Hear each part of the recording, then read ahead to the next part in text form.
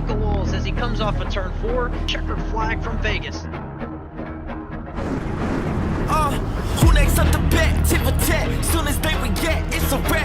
You ain't built like me to take the heat. I done took the torch from every match. I don't take a break that isn't fast. Got too much I built to keep intact. I've been designed with what you need and lack. You reaching for the shit that we attract.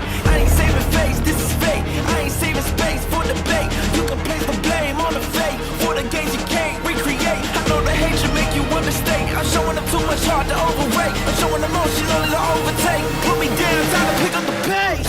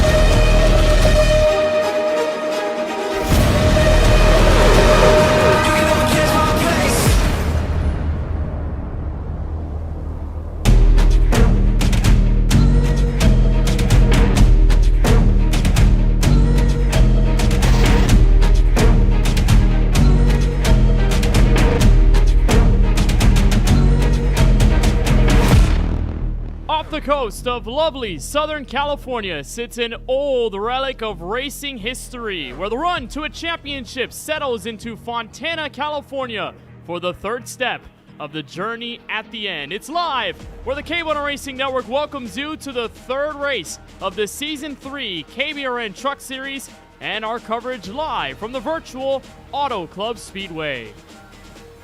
Always glad that you're with us, and the first time that I'm up here in the broadcast booth after a little while in this KBRN Truck Series for the second ever series trip to this 2-mile D-shaped oval here in California, where alongside Francisco Bacallao and our good friend Eli Comerford, I am Kenneth Bueno. Francisco, it's a very different place for you. Been a while since you've been the color seat, especially first time here on the KBueno Racing Network, but we're back at Auto Club Speedway. Gave us a stunner of a show 2 seasons ago. We missed it out in season 2, but early in the season where drivers are immediately trying to step forward in a very contentious championship fight that starts from the beginning and goes all the way to the end of the regular season. Auto Club surely might be probably the biggest spoiler out of the first few races of the year. Yeah, happy to be here once again, and this time you take over my role for this evening's race, but this is a familiar position for you and I to be here calling these races. This is a very critical early race in the standings. Our regular seasons are pretty short, relatively speaking. You got 12 races going on, and before tonight, we're going to be heading to a road course next week, so you really want to try to take advantage of this oval racetrack and whatever points that it can take in your direction before we go into that particular challenge, and even then so going forward. Just, it's been the theme of the regular season. I talked about it with Eli last week. I talked about it with Nate at Daytona. This regular season, I think, compared to previous editions of this series, is probably the most versatile, the most diverse, and it will challenge every driver at some point. So tonight, make sure you can take what you can get, because going forwards, it ain't getting any easier. And also, Auto Club Eli is the only track of its kind, especially early in this schedule. We don't have a track like Michigan, its sister track, on the 2026 Season 3 schedule. So early on, Auto Club has that healthy representation of almost super speedway-like racing, but also the tire saving and discipline when you're in the middle of these corners going around 185 miles an hour. So how important will a race like this, even though very early on in the year, play for the drivers aggression-wise and those, of course, trying to get their first win of the year? Yeah, you're exactly right, Kenneth. This is going to be super important. Like Francisco noted, right after this, we're going straight to a road course. So a little bit of a different change there, but like you said, its sister track is coming a little later, but a 2-mile oval, very, very racy track with multiple groups. It's going to be super important. The driver's going to have to capitalize on that before we get to the road course. We'll see how things shake out today, but obviously one that drivers really want to get good position and finish very well.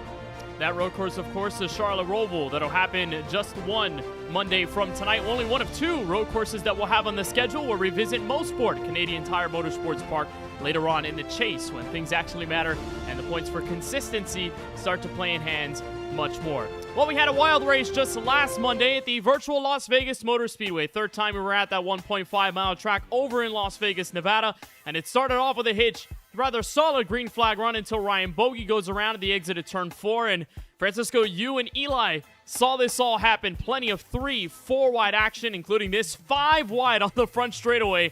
Gabriel Dehari among many others involved in several crashes over the course of the night. But the talk of the town, especially early, Justin Rott, Michael Walls, the two good friends and teammates trying to take place at the front. Yeah, this is basically the taste that we missed from season number 1. Didn't have a show when this race was last at this racetrack, and it was Justin Rott victorious on that occasion, looking to try and stay undefeated from Sin City, though it would be the middle portion of the race that would be very tough to get through with all the incidents and the yellow flags. As soon as that portion of the race got through, you had champions and multi-time race winners that would find themselves at the front of the field, so clearly having a successful career is very much in the play to try and have a great night here. And after pit stops, right as the sequence was going on, as Michael Walls would take the lead, this contact on the back straightaway with Duncan Fall and the number 48 of Sartaj Maan would put us under the yellow flag in the second half. And then the green flag restarts would come out. Plenty of cautions would happen. Justin Rott involved in a crash with myself. We won't talk about that too much, but happened in turn 1. Plenty of other chaos after, but it was Michael Walls stepping out at around lap 104, the final green flag run of the night.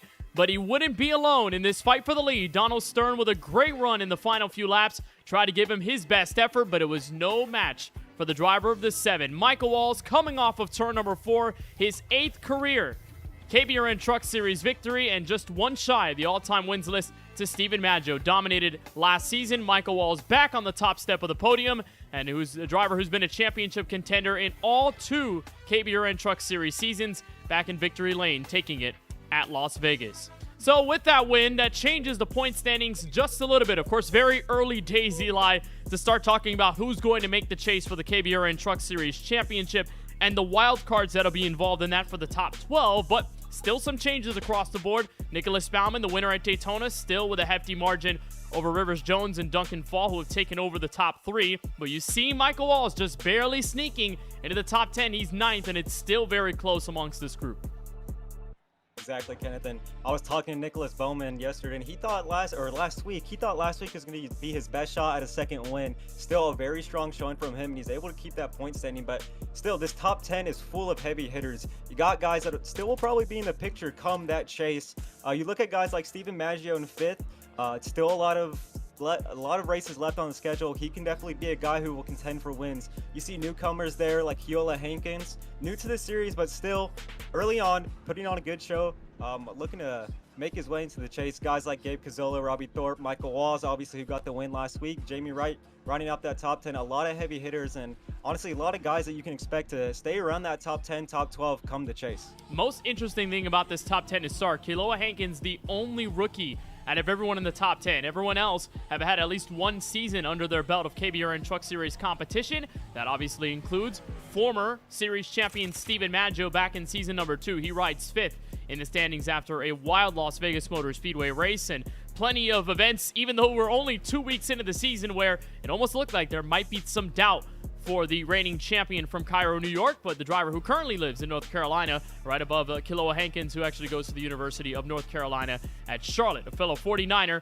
right underneath him in the top 6. So we'll keep an eye on this top 10. Again, still long way to go before we decide who will be the 12 drivers that will run for KBRN Truck Series Championship. Francisco, as this thing continues, we've obviously noted the level of change that can happen with things that overhappen in this series specifically, and how this track played such a big role in season 1. It was a wild race at the end between 3 series best Justin Rott hitting a hard into the outside on the white flag lap, and Michael Walls being victorious. So maybe a bit of foreshadowing there as we had qualifying wrap up, and we're just I guess you could say the chaos reigned the last time we were here out in the West Coast with those 3 under a blanket going into turn number 3 on the final lap. You mentioned Will Judge, they definitely later down the racetrack. It seems to be notorious as of late that we show up to Auto Club and it has tremendous amount of chaos on the final lap. I'm having trouble currently remembering the last time the race leader on the white flag has actually won the race. You think back to both 4-wide races here, to the SAC Cup Series races the last 2 or 3 times they've been here as well. Our trip in season number 1. Kenneth, I think more than Talladega or even Daytona, this racetrack is very clearly being a difference maker, and it's proving to be the track where you could lead on the final lap, but it very well could possibly mean that you don't win the race.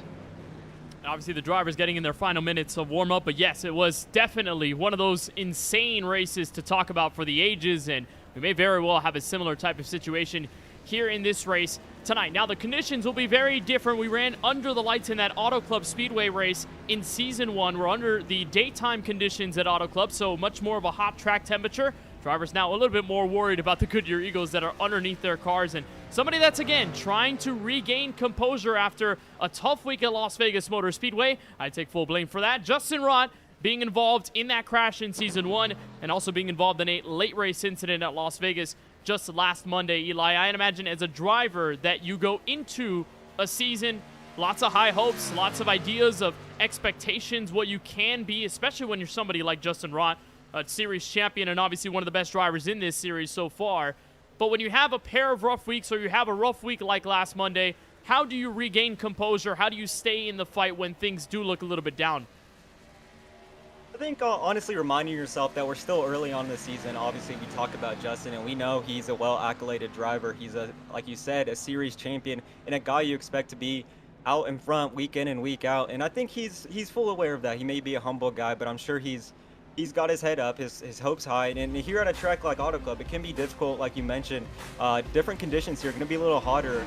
Like I said earlier, it's multi-groove racing. As the tires start to wear, those grooves are going to shift up, and I think he's a guy who's well-versed. Obviously, we've seen him win a lot of races here in the KBueno Racing Network Truck Series, so I think, honestly, you just got to remind yourself, you're early on in the season. Last week was not the ending he wanted, a little bit of an unfortunate mistake. I'm going to go ahead and say to fault of no one, for the sake of you, Kenneth. But just remember that we're early on in the season, a lot of racing still left. And remember, all the accolades you have so far in your tenure in this series, and just hopefully stay out of trouble, and he'll be there in a good position once that checkered flag waves. We'll see what Justin can be able to do alongside the rest of the field. Over 40 drivers registering in this race tonight. But of course, the rules of qualifying say that if you make the top 40 in queue, you do automatically advance to the race session once you take the green flag. And for the third time in this season, we are at Auto Club Speedway. Second ever trip to this 2-miler over in Fontana, California. Francisco, what makes this 2-mile track so special?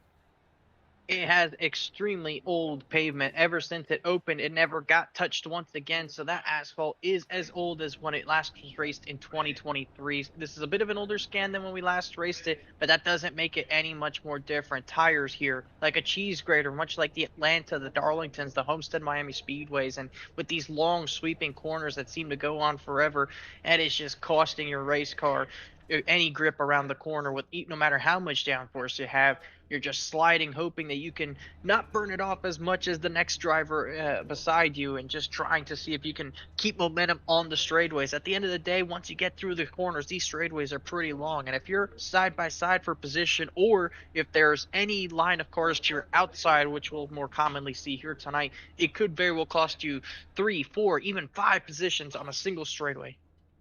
Well, it's all down to this. The anticipation building. Drivers are sat behind the iRacing official pace car. So let's give you tonight's starting grid for the third race of the Season 3 KBRN Truck Series and our second ever trip to Fontana, California, where it is the hometown driver, a Californian on the front row. Ethan Fonseca Moreno and his number 74 will line up the inside of the front row. It is Nicholas Bauman, driver on the outside. The 88 car, driver of the winner at Daytona, will be on the outside to begin this race tonight.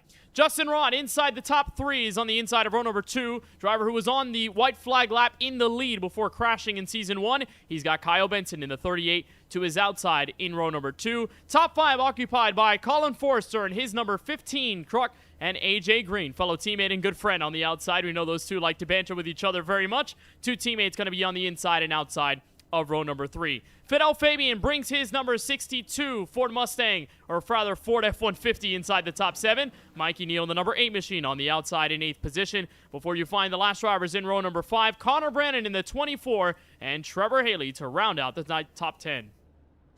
11th goes to Jake Gumar in the number 16 machine alongside Randy Showers with a great qualifying effort here in the 12th spot. 13th goes to Sean Kassane. Great effort to make the show here tonight. Alongside Gabe Pizzola's number 95 machine had a great top 10 run at Vegas last week. Christian Pacheco's back after his Daytona performance. He rolls off 15th with Jonathan Barker rolling off alongside after missing out in qualifying last week in the 16th spot. Cody Webster rolls off in 17th with Juan Escamilla's number 67 in the 18th spot. 19th goes to Hunter McDivitt in the 55 with Donald Stern, who came up just a few bit short of going up against Michael Wills for that victory, Eli.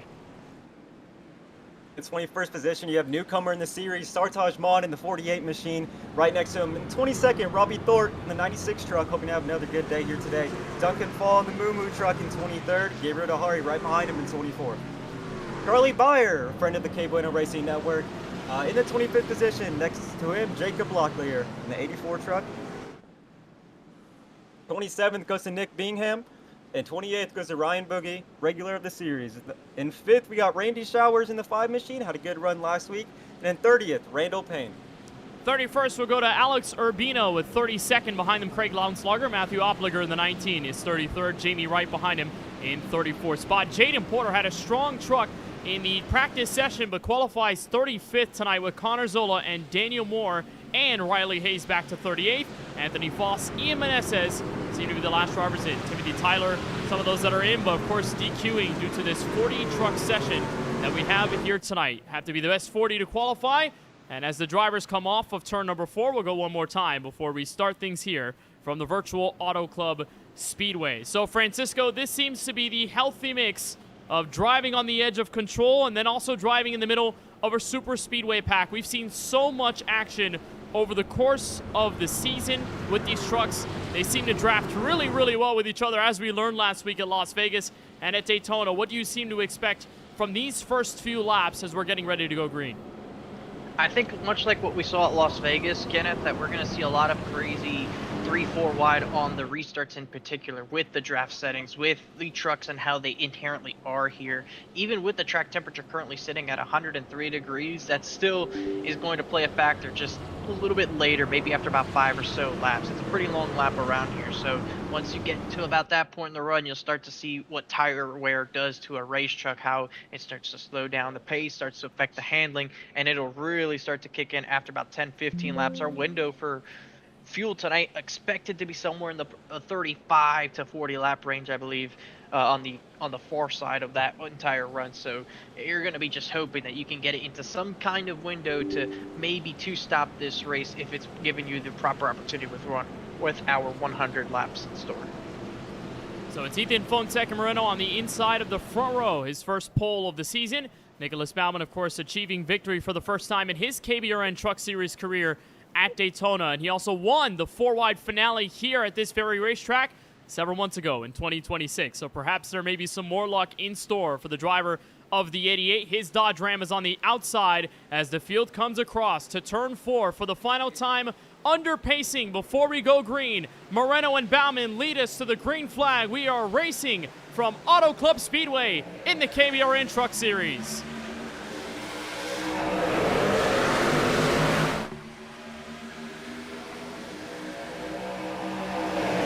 Already deep in the pack there, Kenneth. You saw it on the top of your screen.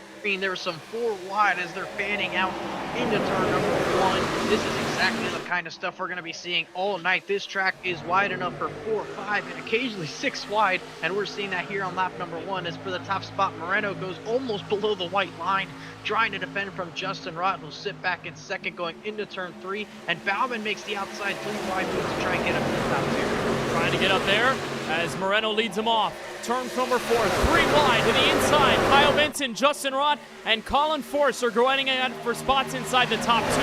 Trying to find some trouble in the back, but we're still going green for now. 3 wide behind the race leader. Moreno still in front as Baumann tries to hitch up the outside on Justin Rott, and everyone trying to do battle in these first few laps. Look at AJ Green, top of your screen, 3 wide. Fidel Fabian on the inside, and Connor Brandon making it 4 wide down the back straightaway, Eli.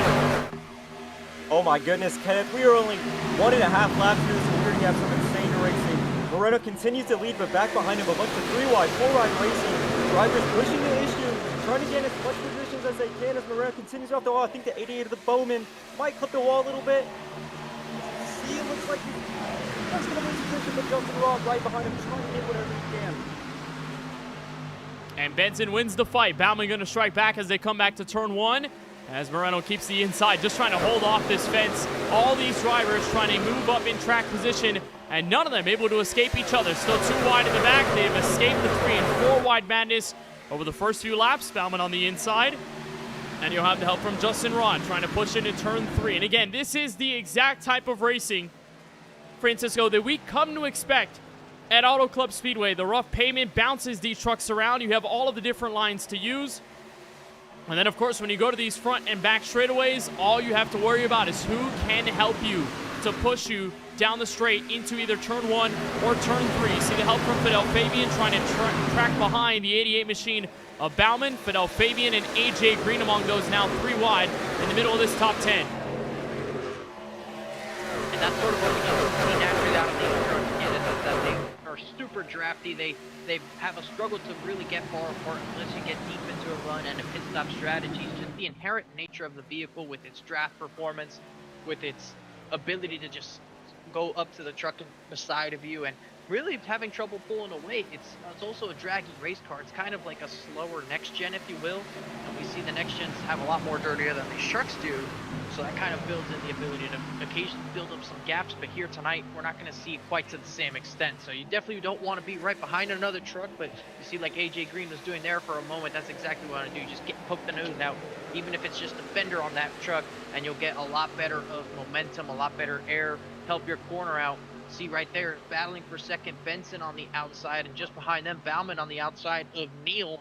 Neal's had success here in the past. He's looking to turn his season 3 around after a few disappointments to kick off the campaign. Driver that's been very strong here in Southern California as we watch the switch back to the inside. Benson making the move on Justin Rod, all of them still in this draft pack, and they have not been able to catch up to the race leader, at least not by much. They've remained within a car length. That is to be normal in the early runs here at Auto Club Speedway, but of course, they have not been able to find their way either to the inside or outside of the race leader. Just all that fighting for second on back have allowed them to just occupy amongst themselves, and it just hasn't allowed for any of the close racing to get up to the race leader, the Californian, the hometown king, trying to lead these few first laps as the field does settle out for a little bit. Battle for position on the right side of your screen. That's around where the Hooters Chevrolet of Colin Forrester is, trying to get around some of his fellow friends and other drivers in this series. Trevor Haley among those in the middle of this top 10, and others that are just scrapping their way in the mix, including some of the Showers guys, the 22 machine of Showers on the inside as we go through right now. But Eli, it must feel a little bit nerve-wracking being in the middle of this pack. Of course, you're running 2 and 3 wide. You're trying to find your line. The truck is bouncing all over the place. In what way do you settle into a rhythm when you know the hecticness of these trucks make it very hard to focus in the first few laps of a run? If I'm going to be honest, I don't know if you can. Like you said, the truck is bouncing around all over in those corners. Multi-groove racing. One corner you're up high, one corner you're down low. One corner you got a truck to your side, one corner you're 3 wide. And it is super chaotic as we see. Looks like a spin out of turn 4. No caution. We keep it green as Moreno continues to lead. Battle for the lead there with a 38 truck on the inside or outside of Moreno going into 1. It looked like there was Mikey Neal in trouble. Some other drivers ended up at the very back of the field. Mikey Neal was running in that top 10, and all of a sudden the Doublemint Chevrolet Silverado finds himself in trouble, gets it back righted. The truck is okay. Looks like he doesn't have any damage at all on his number 8 machine, but the driver for KBueno Racing going to find himself in a quick spill at the exit of turn 4, and we will not have a yellow flag to cause it. So look at the right side of the screen where Mikey Neal might have found trouble in the middle of the pack again. He was running around Nicholas Bauman, Connor Brandon, everyone else in the middle of this group. It just happened to have found trouble somewhere in this lap. And Francisco obviously not the start that Mikey Neal wanted, and obviously not in a position where the yellow flag comes out. He'll be saved by the bell. He's just going to have to deal with all that lost track position. Mikey Neal all the way back in 36th as a result. And you saw him have that moment there in turn 2. It got him tight, lost the front end of his race car. And like we talked about just before the green flag, lost nearly 5 positions. And then right here gets the 81 of Jonathan Parker right behind him as he's going through those bumps, gets up tight, gets into Randy Showers. And fortunately for Showers, the way he spun into pit road, he hit the inside wall like that, and I think he exited the race. And Mikey Neal hangs onto the racetrack. He currently sits 36th down the racetrack, but unfortunately for Showers, he exited after what was certainly a pit road speeding penalty. On top of that, all his track position lost. Tough break for Mikey Neal, the driver in the 8 machine, a one-time winner in this series, of course getting the win at Charlotte Motor Speedway.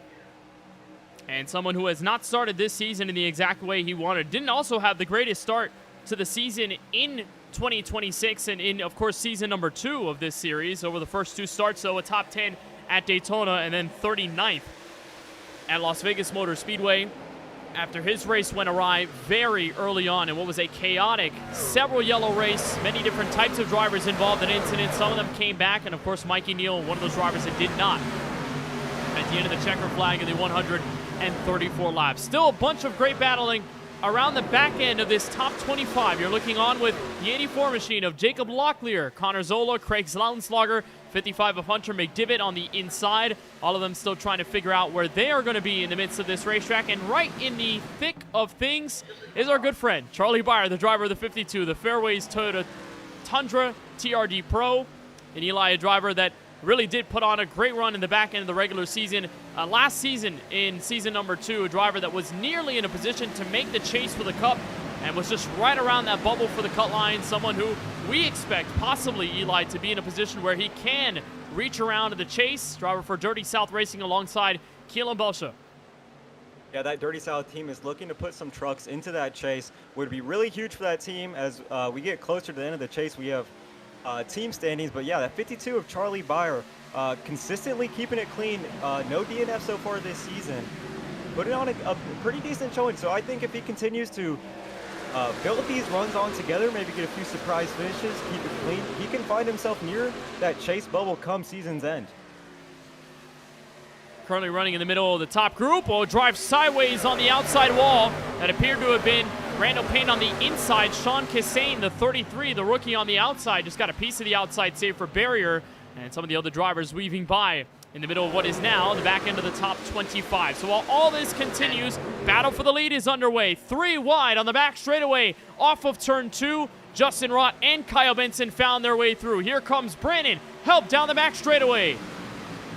I think Moreno may have had a moment at some point. He had a decent gap for the lead, and just like that, look at all of this behind the 74s. Bauman has a bit of a check up in the middle of the corner, drifts up high, nearly puts his teammate Trevor Haley into the wall. Haley does tag it, but you see now he's going to lose all that momentum. Tahari goes through the middle. He's going to have some help from AJ Green as well as the 91 of Donald Stern. So just like that, things have turned around for the flow on the 88.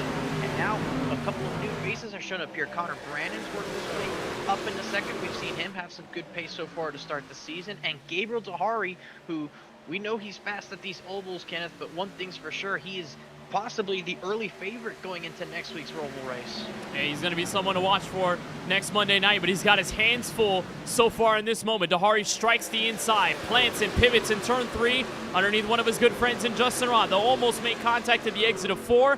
Bauman stays up high, and that draft train on the outside so prominent here at Auto Club Speedway, especially off of turn 4 when you have all those trucks with you. Can be very easy to get sucked into the freight train battle as the 36 of Tahari tries to find out where he's going to be when he comes back around to turns 1 and 2. Meanwhile, Connor Brandon, first top 10 in his KBRN Truck Series career, coming last week at Las Vegas Motor Speedway. He's on the outside, Eli, of 3 wide to turn 3. How about that for Connor Brandon? That is huge. First top 10 last week and already peeking at the door of the lead here at Auto Club. As Nicholas Bauman's going to take it a little bit low. How about Nicholas Bauman? Points lead, second place right now. You cannot be upset with that as the 24 truck goes low. As you see the 88, all the room he can coming off that corner, bump the wall a little bit, where Moreno continues to hold off those charging trucks. bit of a crossover. Can't quite make it work coming into one. There's trouble in the back of the field. Spinner to the inside. It's Alex Urbino will stay green. Saves the Toyota Tundra, will keep it under control. And the race for the lead continues off of turn number 2. This time the 91, Donald Stern, to the inside as they come to the back straightaway. Still on it for the race lead. Brandon follows in suit. He peaks up high. Moreno has to play the defense, and it's the Dollar General Chevrolet right behind of AJ Green to help in the battle off of turn number 4. Can the freeway truck stay in front as they come off to the start-finish line? Brandon with the help. Stern on the inside. Here comes Brandon for the race lead coming back to turn 1. Moreno has a nickname as the Minister of Defense, but this time Brandon has the almost clear advantage, and he does, especially with AJ Green going around to the outside. Moreno's trying to hang his best down the inside. On the moment the 24 blinks, he'll still be there very much so on corner exits. But now AJ Green has a decision to make on what hit to do. Here's the incident with the 97 side by side for the lead on the left-hand side. And watch this, Kenneth Eli. As he goes into turn number 4, he's coming off the corner and he loses the front end of his race car. The 93 tags the wall, and at the same time he gets to the back of 93. What a save. Yeah, great job for Alex Urbino to get out of any of the inside wall contact. Oh, contact for the lead on the front straightaway. That was Moreno and Brandon nearly getting into it, banging quarter panels as they came back to turn 1, and it is an all-out brawl for the top spot early on here at Auto Club Speedway. Urbina hangs on, and it's the second incident off of turn 4, to which we stay green. Here comes Brandon, chop back to the inside. A look underneath, no help this time from AJ Green or anyone on the bottom side. Bauman follows suit, helping one of his fellow Dark Horse Racing teammates and good friends in Ethan Fonseca Moreno, and the 74 machine will stay out in front, at least for now. Again, we mentioned the very different conditions, Eli, to what we saw back in Season 1. It was a nighttime affair when we were in that Season 1 race where, of course, we had the tremendous battle for the lead at the end. That, of course, has the high grip and all the higher horsepower with a cooler track condition. Tonight, we're creeping up of 110 degrees Fahrenheit very early on in this race. It is a very slick surface, but that doesn't mean it negates any of the racing as a new race leader comes out of it. Nicholas Bauman at the front. Here comes Moreno back to the inside. That kind of super hot conditions here, obviously going to be pretty hard on the tires, and you see these drivers fighting for that battle as the 88 of Bowman sticks that lead. Moreno on the inside. You saw a 24 truck of Connor Brandon have that lead very short-lived as Moreno took it back. You have to wonder if tires are starting to come into play. Those drivers really racy, battling for that lead, but at what point do you have to manage those tires? Gonna have to keep an eye on it. There's the weather on the bottom right-hand corner of your screen. It is scorching here in Southern California. 107 degrees Fahrenheit. Winds rather strong as well at around 10 to 11 miles an hour to the northwest, but it is not something to scoff at. It's something to be very aware of, especially in this early portion of the race that so far through the 20 laps has gone all green flag racing. New race leader in Nicholas Bauman, who started on the outside of the front row. And Gabriel Dehari right in the back of things, trying to squeeze through the middle of Trevor Haley and Ethan Fonseca Moreno. First time we talk about Trevor Haley in the top 5. Oh, they had contact coming off of turn 4. Dehari nearly squeezed out of line. They'll keep it together for now, but it's Bauman, Rott, Moreno, Haley, and Dehari rest of your top 5 as the first pack pulls away. And you just brought it up right there. We're kind of seeing this opening group of trucks pull away, really creating, let's call it a 21 truck pack, going back to the 11 of Connor Zola 21st. Otherwise, then it's just a bit of truck spread out throughout the rest of the field as they've had troubles or maybe just not quite having the same pace as the top runners. But even with these hot track temperatures right now, Kenneth, we're seeing a lot of these trucks just unable to break away, and we're already halfway through this fuel run as there's Rott peeking through the middle for a moment, has to settle behind Bauman, who now goes defensive with the draft.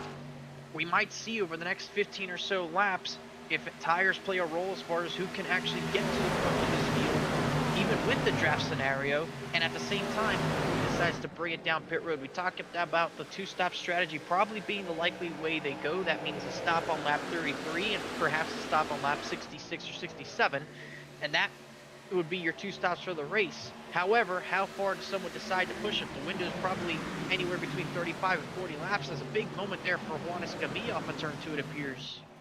It had a big wiggle off the second corner, was wobbling down the back straightaway, but keeps it straight. We were just eyeing that on the back end of your screen as they came off of turn 2. But regardless, no problems. We stay okay. And for the moment, we continue under green with Nicholas Baumann at the front of this field. We did see Ethan Fonseca-Moreno lead a few of those laps after capturing the pole. Had 157 of those laps led in his KBRN Truck Series career going into tonight's race, and only one career win. A driver who we know on this network as being probably one of the most dominant after his best 4-wide season to date in the regular campaign, winning about 9 or so races, didn't make the playoffs and didn't eventually run for the championship. But Moreno, only one race victory that came all the way back at Kansas in season 1 of this series. It has been quite a long time since we've seen the Californian take center stage and win a KBRN Truck Series race, or rather Chicagoland for Moreno, but a driver who definitely is trying to find some success here, but seems to be falling in the background as Trevor Haley and a few of the others take the train on the outside. We're going to run green through 25 laps here at Auto Club Speedway. And Eli, I guess we go back to that point that Francisco made earlier on, that the fuel window looks to be a two-stopper. That is, of course, if we stay green. The first target lap, he said, was lap 33, and I checked my lap counter right now. We've got at least 9 laps to go until that fuel marker that might be the opening of the window, maybe around the middle of the window. Is a huge send by Dahari, gets him right to the inside of the race leader. But they're riding like it's the last lap of this event right now. We still have a little bit to go before green flag pit stops come up, so it may be a little more chaotic before this is said and done. Already some takers in the back, Francisco saying, but like you said, they are racing like this is for the race lead as we see Connor Brandon and the 48 truck go ahead and make their stops early. A little bit of strategy coming into play, Kenneth. You were saying 9 laps to go to the potential window. Well, how about this, Kenneth? Things might be shaking up. They might know something we don't know. We'll see how that plays out for the 48 truck to start on in that 24 of Connor Brandon. But already pit takers here on lap 25. And remember, Connor Brandon was up here fighting for the race lead not that long ago, so there may have been some either trouble or possibly a change in strategy in mind for the 24 of Connor Brandon, who was of much conversation last week at Las Vegas Motor Speedway, being very aggressive and kind of in the middle of some of the incidents, some drivers not being too happy about that. But Brandon and Sartaj Vaughn take their respective pit stops, and they'll try this thing out. Here they are emerging off of turns 1 and 2, and the leaders will come by. There's Justin Rott out in front. There's the Gamebridge 48 of Mon. That'll be the leading truck of this small group that enters pit road at lap number 25, and it's Baumann and Robbie Troop, along with Moreno inside the top 5 alongside Donald Stern. And what a drive for Donald Stern last week, Francisco, at the virtual Las Vegas Motor Speedway, chasing down Michael Walls at the very end, and he gave him a run for his money. Inside the final 5 laps to go, almost looked like in some case that the race was going to be over, but Donald Stern kept his head in its second place finish in the Nevada desert, and here he is on this West Coast swing, taking the lead for the first time. And we have, throughout this entire sequence, more trucks pulling into pit road. Look at this on the right-hand side. Just look how many trucks are in. I can see Charlie Byer into lane, and looks like Nicholas Baumann in as well in the 88 machine a little bit further back. I think that's the 16 of Jake Umar. So Colin Forrester in as well. So we're very much into this sequence of stops. Maybe the fuel window shorter. Oh, Baumann with a big mistake in the pit lane as he is sitting sideways in his stall. Maybe got a little bit of a moment there where he had to slow down or back into his stall. But he is sitting at a weird angle. You see right there now as most of the field's in. The 19 of Offliger spins. Baumann gets away clean. Oh, and a big crash on the entrance of pit road. Multiple trucks around. As Colin Forster, Sean Cassane in the background, and others emerging in our longest trip to pit road, our largest group that comes in, led by Donald Stern. We had some drama coming in on a pit lane for the first time for them. And on lap number 28, this window has officially blown wide open. It's the driver of the 91 who leads the group coming in. Everyone, of course, looking for 4 fresh Goodyear Eagles and the fuel that comes with it. And possibly a bit of that damage coming from the 19 of Matthew Opliger, a driver we talked plenty about at Daytona during Speed Weeks and during that first race of the KBRN Truck Series season just a pair of weeks ago. Here they come off of pit road on the left side of your screen. Right side is where the leaders end up, and that's where Gabriel Dahari is going to take over control of this race. Now, again, he was not really with this main group to come in on pit road. AJ Green, Jamie Wright, and Connor Brandon, Sartaj Mon, all of those who came in just a bit earlier are going to take this advantage now, but Donald Stern will come out of this fight at least inside the top 10 back half of it. He'll have Justin Rott and the rest of the group to help alongside. So it is a merging of groups very early on in this run, Eli. And I think for many of those early takers, and especially Dahari, and you look at Connor Brandon and Sartaj Mon, rather, those are the earliest takers. Top 3 have yet to come in on pit road. What Brandon and Mon are doing, just kind of staying back very early on and hoping they can strike the iron when it's hot later, especially knowing how important track position has been so far tonight as the front-running 3 come in on pit road. Yeah, it looks like Dahari's coming out of pit road there, but a little bit of strategy there by Connor Brandon and 48 of Sartaj Mon. Seems like they know what they're doing. It seems like it'll play out well. But Kenneth, it seems like the pit stops were a little earlier than we were expecting. We'll see how that ends up playing out as we see the battle for position there, as well as our leaders of Connor Brandon and Sartaj Mon. But Connor Brandon and Sartaj Mon, both respectively, feeling good about their pit stops as they continue to lead this race. So there's Brandon and Mon, the two-truck tango rather, as they come back to turn 1.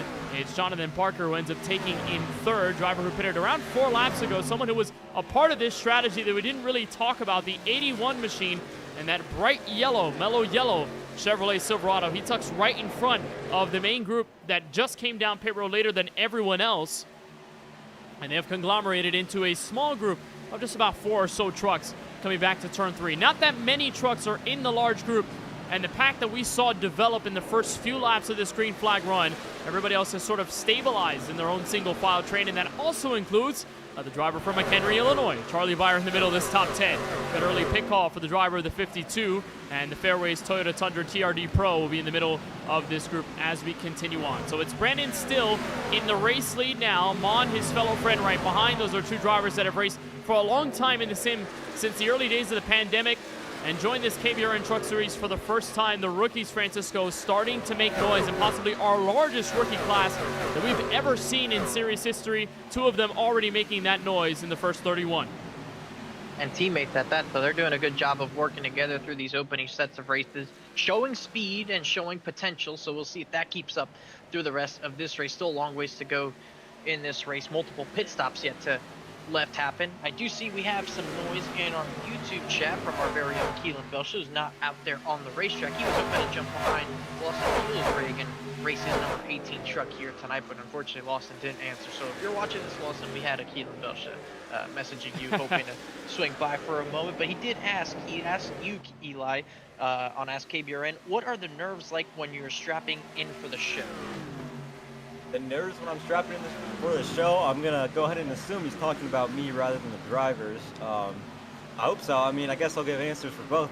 As far as me, not a little bit of unfamiliar territory for me. I'm kind of out of the booth, doing behind the scenes stuff. So definitely a bit nerve-wracking, but here I'm on my 2nd consecutive show.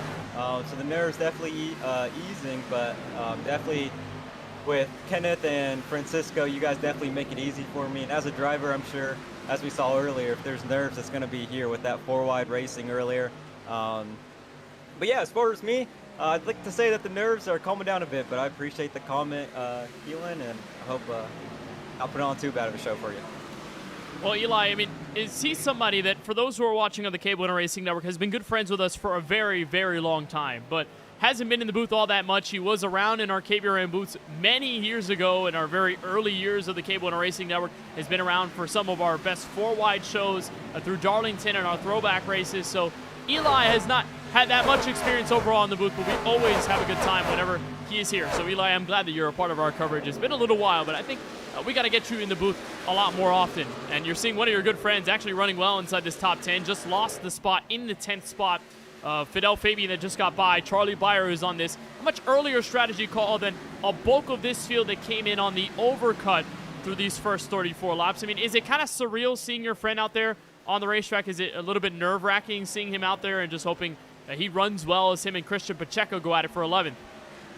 No, it definitely is, and I'm going to always be rooting for him. One of my best friends, Charlie Byer, I was able to pay him a visit in real life about a month ago, so I'm usually in calls with him while he's racing, just watching his race, but coming from this bird's eye view, it's a little different. Things can get a little nerve-wracking. I'm obviously going to be pushing for him, hoping all things go well, especially coming off this last pit stop. But I always love seeing that 52 truck sporting those fairway colors, that bright orange. Always looks really good on that racetrack, but always want the best for Charlie and that Dirty South racing team. And also, Eli, we also got to see each other there at that same time at Chicagoland Speedway. We got that picture there with Keelan. We got a lot of us out there. Unfortunately, Kenneth wasn't able to join us out there, but we do hope to get the whole gang out there together soon. And on the note of Charlie, he actually got his initial career best finish here at Auto Club the last time we were out in that third place effort. Got through the accident with Justin Rutt, and Jonathan Jurgensmeyer got third right in the line behind the two side by side. He would end up equaling that at Daytona last season, getting a third place finish as the entire field had issues on the final lap. So Charlie Byer knows how to navigate the chaos and nab some third place finishes, and I think a track that he has had success and speed at before could be a sign for him over as we start approaching the midway portion of this race, Kenneth. I think Charlie has to like the number 3. 3 times in which he's finished third in this KBRN Truck Series. You mentioned 2 of them, Auto Club and Daytona. His third coming at the dirt track at Eldora. All of them have come from starting positions 19 or worse in his entire KBRN truck career. So there's something to be said about the way that Charlie can weave his way through a pack and be able to gain himself the right positions at the right time. You're watching the battle for the lead on the inside of the racetrack. Justin Rott squeezes around Connor Brandon. He retakes the lead from Auto Club Speedway with around 64 laps to go as we are nearing the halfway mark of tonight's race. And of course, that's right in the thick of this tire battle that was ongoing. Of course, Brandon and his friend Sartaj Mon, both of them getting around to the undercut strategy, both of them pitting by themselves. They eventually gained the track position to be at the front, although Justin Rott, Donald Stern, and now everybody that's sprinkling in this top 5 all have laps, at least 3 laps or more better than these 2 that are running up at the front. So, of course, it is going to be the extra grip over this long green flag stretch for Justin Rott. Donald Stern follows him in to the inside of turns 1 and 2. So those 2 drivers will work together, and we'll keep an eye on them as they continue to move upward. The Bloomsburg, Pennsylvania native of Justin Rott, the Season 1 champion. Of course, all those memories from 2 seasons ago where he was leading this race on the white flag, and a great battle at the start-finish line with Michael Walls and Jonathan Jurgensmeyer. We know how that thing ended for the driver of the 76, but having a much better affair tonight, much more of a calm affair as well, as he's running single file with not too much pressure that hits right behind him. And you see this group as well, Francisco, that have obviously separated from everyone else. This is around where Gabriel Dehari, Nicholas Bauman, and Trevor Haley run for track position at the back end of this top 10. You're naturally going to have a lot of that separation just because of the tire differences, time everybody came down pit road, and when you have everybody clumped up together on a restart, obviously you're going to have 3 and 4 wide pack racing that stabilizes over 15 and 20 laps. It most likely will stay the same, but when a long green flag run kicks in, and it more so becomes about the overall handling of the racetrack versus how well you can do in a super speedway-esque type format. In what way does the driver's mindset change behind the wheel, and how you have to think more about survival with the shoes that are underneath you versus, do I have this run at this time, and who can I use as drafting help on the straight? I think that definitely goes through the minds of the drivers, and I think it depends on the circumstances. If you're deep in the pack, you're more likely to take a run when you can, just because you can gain chunk positions. If you're at the front, you have a lot more to lose, and you have to think about your runs more so, because if you don't get clear, you're losing a lot of positions, or a lot of track position rather.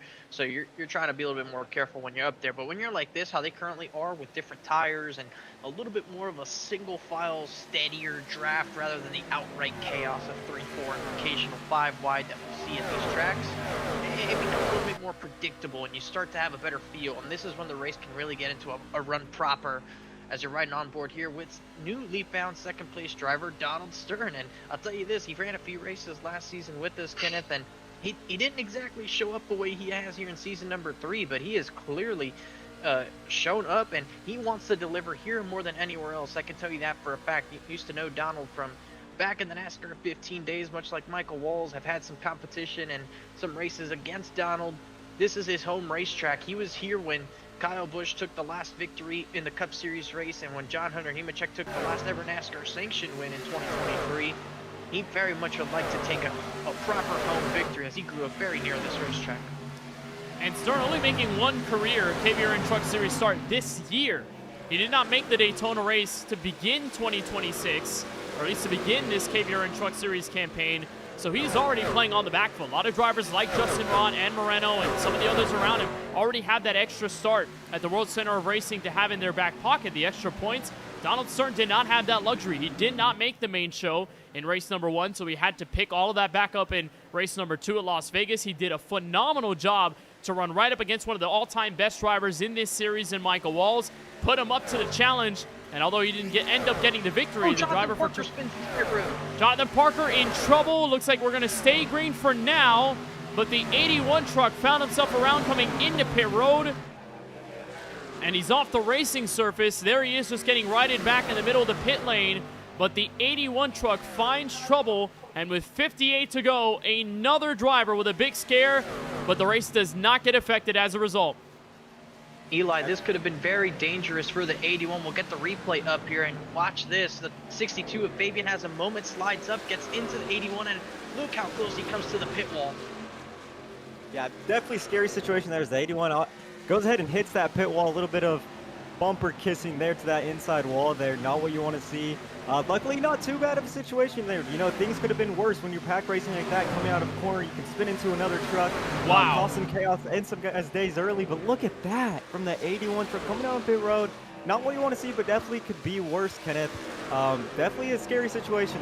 Cannot express how scary that is when you are spinning to the inside of the racetrack and you see that inside wall coming up so quickly. We have seen many drivers at this track, Francisco, have the same sort of fate, and somehow Lady Luck is not on their side. They end up directly into that safer barrier in the wall that's on the inside of the racetrack. But Parker did a great job of escaping the mayhem. He made pit road speed limit, although it came with the spin, and he has no penalties going in. So Jonathan Parker will continue in this race, although he will fall drastically through this field. The 81 truck already 2 laps down, back in 38th place. So we mentioned the top 3, they have pulled away, but now the merge gets fun in the rest of this top 10. Here's Bauman slinging under the inside. Remember, these are the older tire trucks of both Brandon and the Gamebridge Chevrolet of Sartaj Man. In the middle of this, Charlie Beyer, Trevor Haley, Gabe Cazzola, Kyle Benson, and Fidel Fabian all the way at the back of this. Oh, and also Jonathan Parker, who just came down pit road and is going to shoot by all of them. A huge truck of cars,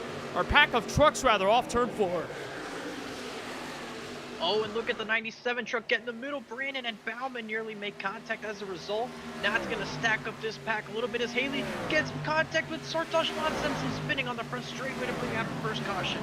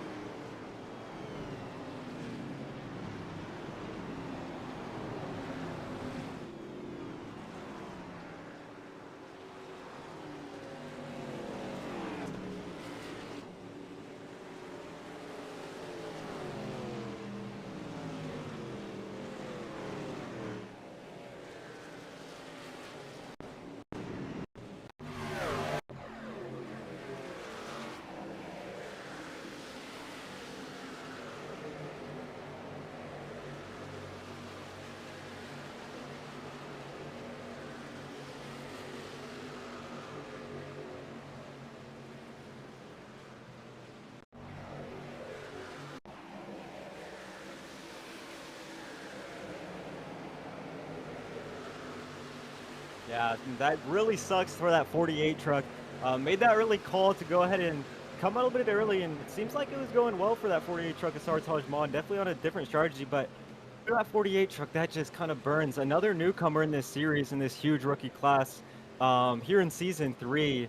And he's a guy, like you said, Kenneth, who's been in contention for leads, contention for wins.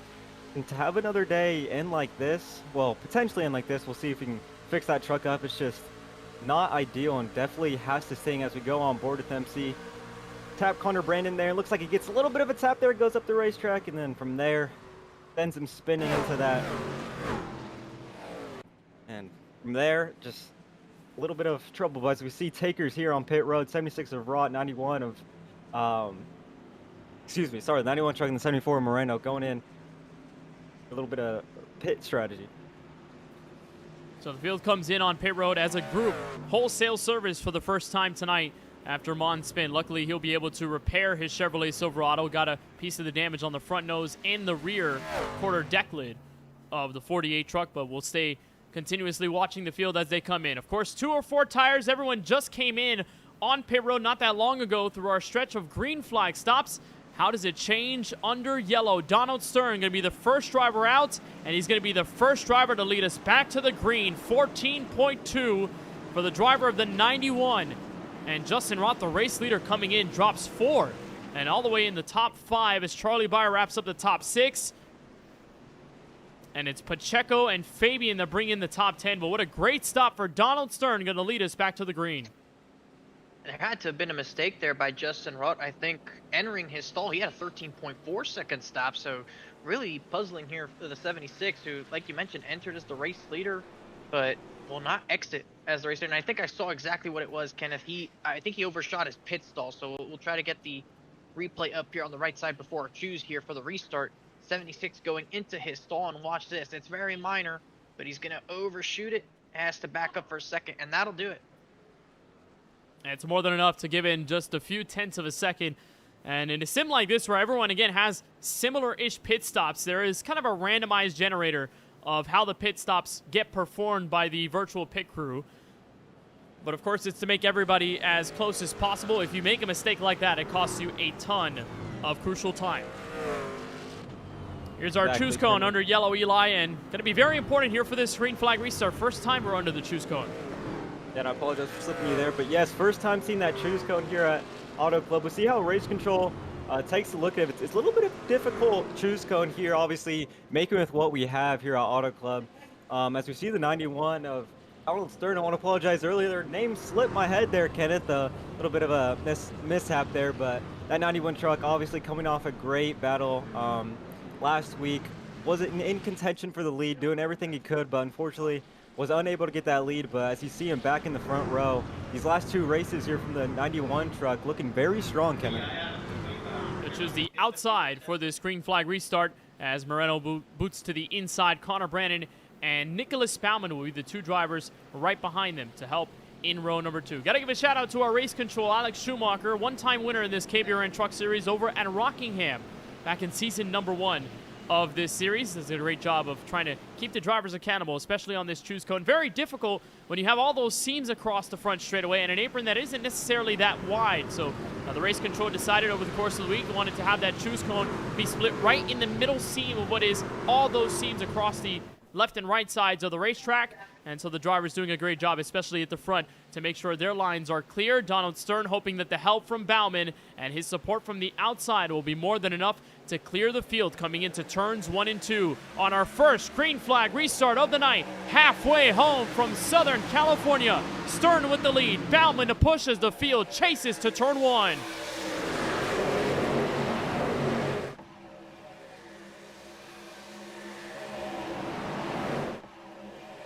Baumann tries his best to get on the outside, but Stern clears. It's Moreno and Rott fighting for third as they come back to turn 3 on the bumpy back straightaway. Francisco still in hand for the lead. Here comes Baumann to the inside. And this is where things will kind of accordion up. Baumann with a strong move to the inside, and he'll take that position by force with about a truck length or so to spare as multiple trucks slap the outside wall for turn 4. And I gotta tell you, Kenneth, we've seen the progress of Nicholas Baumann in this series as the season's gone off. Stern goes back to the top spot. Season 1 struggled with inconsistency. In season 2, he came back and gave up some more speed and was a lot more consistent. He won the opening race at Daytona. He ran top 5 all race at Las Vegas. He's running top 5 here so far through halfway into this race. This 88 machine has clearly taken that next step, and that victory here in 4-wide, you got to remember, won the 4-wide finale here at Auto Club Speedway. So it's no fluke to see this 88 out front. He is here, and he's not here to mess around. And the 24-year-old told us before the season started that is his greatest sim racing moment, winning that 4-wide season finale right here under the lights at Auto Club Speedway when the focus was on the championship finale 4 and those who were running for the title and the wildness of that final green flag restart where Michael Walls ended up taking the title. Spotlight still was shining on the Pennsylvania native, and so far clears ahead by a few car lengths. Donald Stern loose off turn 2, bobbled as they came back to the back straightaway, and it's allowing Ethan Fonseca Moreno and Rott to pick on the inside, but they wait in the moment. They're staying back in the top 5, and they'll wait for the moment to tell them when is the right decision to make a move on the bottom. And inside this top 5, Francisco, you're just pointing them out, some drivers that are now sneaking into this main group. How about Christian Pacheco and Gabe Cazzola, the 07 and the 95, already doing a nice job at weaving through the field. We didn't talk about them much in the first run of this race, but here they are in the top 10. Yeah, Pacheco's doing a great job early on in this one. Haven't seen his name too consistent here in the series, but he has shown up occasionally. Almost won his dual race at Daytona to kick things off when he was side-by-side with Nicholas Baumann on the final lap there. And Cazzola, he's had a great couple of runs in this series as a former race winner at the Talladega Superspeedway in Season 1. And if it wasn't for his issues that he faced with the suspensions, Kenneth, he probably could have made a run at the chase. So I think he's carrying that with him here. He's had a couple of solid runs to open the season up, and he's trying to put those runs together, trying to stay out of the trouble to make sure that there's no ladder assist time, that he can actually qualify for the chase and try to do something with it. Pacheco, the driver out of Cape Coral, Florida, 24-year-old who used to race at NASCAR 15 alongside you, Francisco. That whole group of people that used to race on PlayStation 3, used to run league races on the console games before they found out iRacing. And it's been crazy to see not only the migration of people to this iRacing sim as they've grown older, but sort of how the world is small, if you will, when you come back into contention with drivers where you're like, hey, I know your name, or maybe I knew your gamer tag, but now I'm knowing your name for the very first time. A great story for Christian Pacheco, and that story comes across many of the drivers in this series. You'll see many of them that came across from the Xbox and PlayStation days, and now are making a name for themselves on the sim and iRacing as they come into things. And Francisco, you know him very well. I'm sure you're happy to see him running top 5 as he slings the outside of Nicholas Baumann for 3rd. It's not a surprise for me to see Pacheco have some great run here, Kenneth. I do remember in league racing, this was always one of his favorite tracks to race at. Was just good at running the high line and getting momentum, and that's what he's doing. He's up to the back bumper of your top 2, and that's exactly what he's doing. He's running this high line to get up and make some of that track position. I had the pleasure of meeting him at Daytona a few years ago, back in 2022, I think it was, for the summer race, and as he hangs to the outside of 3 wide with Baumann nearly making contact, we got to watch that race together, the infamous rain race, if you will, from the 2022 summer event. But I got to meet him that day, and it was great. I think he's met Ethan Fonseca Moreno as well. I'm not sure if he was at the Chicagoland Speedway. I know a lot of the T1A and Goat Inc. guys were there. And generally, they're around each other here on the racetrack, so I think they're probably tired of seeing one another right about now. And, of course, they have a lot of banter, I'm sure, between each other on the racetrack. Oh, spinner! Connor Brandon gets turned around, entering turn 3 off the nose of Moreno. They were going side by side. Brandon spins the truck, saves it in turn 3. And most importantly, we are going to stay green at lap 56, Eli. What a turn of events there for the 24. Brandon was in contention for the lead earlier. We stayed green. A little bit of a risky move there as he slid up the track. Able to, get out of the way and not cause any carnage, but still really unfortunate there from that 24 Brandon. Gonna have to climb his way back up. He's positioned. No yellow there. A little bit of a call there, but green, so nothing too bad as we go ahead and take a look, see what happened here with that 24 HendrickCars.com truck. Balancing position, looks like the 88 truck kind of slips up. A little bit of momentum shift there. Can't quite adjust to it. Hits that bumper, and from there goes spinning into the grass. Super unfortunate there for that 24 truck. Connor Brandon with it up early in contention is not what you want to see when you're a truck that's battling within that top 5. Yeah, Eli, that was spot on, Francisco. Just how the block from Baumann checked up Connor Brandon, forced him to the inside. Again, that's a bumpy back straightaway. These trucks are all over the place when they're hitting those bumps at this old seamed Auto Club Speedway. So it is still a little bit out of control when you're going down this straightaway at a very high level of speed, and also when you're making those decisions in the draft. Looks like Brandon just bounced off the rear bumper, and that was enough to get him just a half lane lower on Moreno's nose and got him in the incident. Almost looked like a 360 like Juan Pablo Montoya did in 99 at Portland off of a restart on the final corner. Was able to save it. Now Pacheco is spinning. Front straightaway. Big crash. Multiple trucks going around. The 13's involved. The 89's involved as well. So is the 16. I saw Pacheco and Bayer get sideways off of 4 after hitting the wall. And this time, will be put under the old thing. You see Trevor Haley involved there as well, Kenneth. And big break for Connor Brandon after his issue with no caution flag. Now he gets to regroup and rejoin the field. Big damage on the right front of that 12, it appears. First trucks we saw go around, the 07 and 52. And a tough break for Trevor Haley. First top 10 of the season last week at the Las Vegas Motor Speedway, and now a heavily damaged Red Bull Chevrolet Silverado. As we'll get a second look, it was on the front straightaway where that trouble occurred. And yeah, like you mentioned, Connor Brandon just saved by the bell situation as he came across And we'll get a look at how things unfolded as they came off of turn 4. So here's that red and white Chevrolet of Christian Pacheco, banging to the outside wall. Charlie Beyer also got a piece. And Eli, it was really just Pacheco trying to save his truck, but then everybody comes in, and it's collateral damage from there on out. Yeah, just trying to save his truck there coming off of 4. Unfortunate the way it turned out, but what a run it was there for the 07 of Pacheco, sporting that Kyle Larson throwback scheme. Those target days of the 42 truck. Really good looking truck out here as we go ahead and take a look at the replay here of that 07 truck. See him going through the corner fairly decently. Hits that wall. Charlie Beyer gets into him from there. A little bit of carnage. Really unfortunate for that 07. Sporting the colors of Kyle Larson, you know, not exactly what Kyle Larson did last Saturday, obviously winning the Knoxville Nationals after that Richmond race, but still having a good run here today as we go on board with Charlie Beyer. Nothing he can do there. Spinning into that infield grass and just able to keep it off the wall. Great avoidance there by that 52 truck of Charlie Beyer.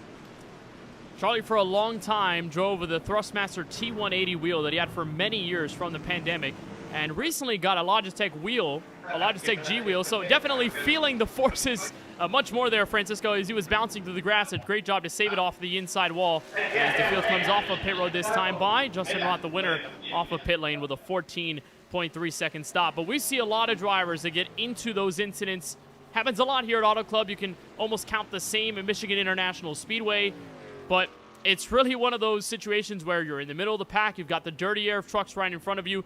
You're trying as much to carry speed off the corner. You don't want to get leapfrogged by everyone behind you, so you think you can carry the speed and rotate the truck, and then you're already bracing for impact into the wall. You don't think it's going to slow you down that much, but obviously back down everybody in that line, and that's what gets Beyer, Pacheco, and ultimately what deals what might be a race-ending blow to Trevor Haley, the Indiana native, after it all. I'll try to get some of that damage repair done as we're getting to choose here on the front straightaway. Top two go to the outside this time, giving way for Bauman to peak down low. See, Moreno would actually go to the top, and it isn't until Charlie Beyer, who stays pitted, and I guess he exits within the top 10, so no track position loss for the 52 in all of this. He actually maintains a top 10 spot. So good job, I guess, for the 52. Got involved in that incident, saved face, and now he's actually going to roll inside in row number 2. But that's how quickly things can happen here at Auto Club. Multiple trucks got damaged from that incident. Now they're having to get that damage repair. Now we're going to see what they're able to do in the mid-pack. It puts some newer faces closer to the front of the field. You look at just behind the top 10, there's Matthew Opliger in the 19 truck. We haven't really called his name too much this evening. Jaden Porter, haven't mentioned his name at all tonight in the 77 truck. He's in the outside in the 5th or 6th row. Duncan Fall, he is up there. Sartaj Mon has gotten back into the top 15 after his earlier spin. And Brandon Showers there, right there with them in the number 5 truck. So a lot of names that have not really seen or heard from in a while. They're working their way back up here as we're going to restart with 39 to go. Jaden Porter, one of the dual winners at Daytona in Speed Weeks, to start on the front row and hasn't had a good start to tonight's race. 35th at the green flag, although he was one of the best drivers in the practice session. Didn't put up a time in qualifying, so he's had to work his way from the very back. We'll keep an eye on that. Ziegler number 77. Carson Hocevar, Inspire pace scheme on the outside of what is row number 6. It's Justin Rod and Nicholas Bauman, familiar front row. It's a great jump from the 76 of Rod. Donald Stern tries to help him there to turn 1, but he may not be able to clear the Napa Ram of Bauman on the inside. They do. Stern to second into turn 1. Still the battle going on right behind. Moreno creeps in behind this group, and it's 3 wide for the top 5 off turn 2. Look at Cazzola. He's got a great run down the back straightaway with help from Mikey Neal. Cazzola's going to move up into 4th past Bauman. Fire looks to the inside of Bauman, trying to take the top 5 spot here. Mikey Neal's recovered back up here as well. So it's Fidel Fabian. Multiple trucks here. All of this going behind the top 3 or so as Bauman gets sideways in the middle of the field. Is able to keep it under control. Porter trying to fight his way through. Oplinger on the inside. There's the best of trucks. This is where the castle begins. It's almost 4 wide for the moment. Behind that 75 truck of AJ Green, who's worked his way back into the top 10. This is the lowest that we've seen Nicholas Bauman in all race, and that's to say he's only at the edge of the top 10 in the middle of 3 wide. Porter, his friend and teammate on the outside, coming to the back straightaway. Matthew Opliger, the red and white Opliger Toyota Tundra TRD Pro in the middle of that on the inside. Jamie Wright snuck into the top 10 in point standings going into this race from Auto Club Speedway. He's also trying to regain some points after a deep start in this one on lap number 1. Smoke at the exit of turn 4, but will stay green for now. Justin Rott still the race leader. Him and Moreno have pulled away to the tune of at least 3 to 4 truck lanes coming back to turn 1. And how about Eli? Gabe Cazzola, a drive through the field. And this Toyota Tundra's in the mix, possibly for the race lead as they go side by side in front. Yeah, how about Gabe Cazzola? Really fast on these past few runs. Obviously a great showing last week. Keeping that momentum rolling here as we continue this race here at Auto Club. Great stuff there from the 95 of Cazzola. Also there in the back of that top 10 mix, 52, Charlie Fire. What a day for him so far. Had that incident earlier, but kind of played out for him. Hopefully didn't hurt those tires too much when he broke trying to avoid that incident. But he would battle for the lead as Moreno obviously wants to see that clear track again. See the replay here over there. It looks like a little bit trouble may not happen, but Moreno continues to lead as he goes into 2.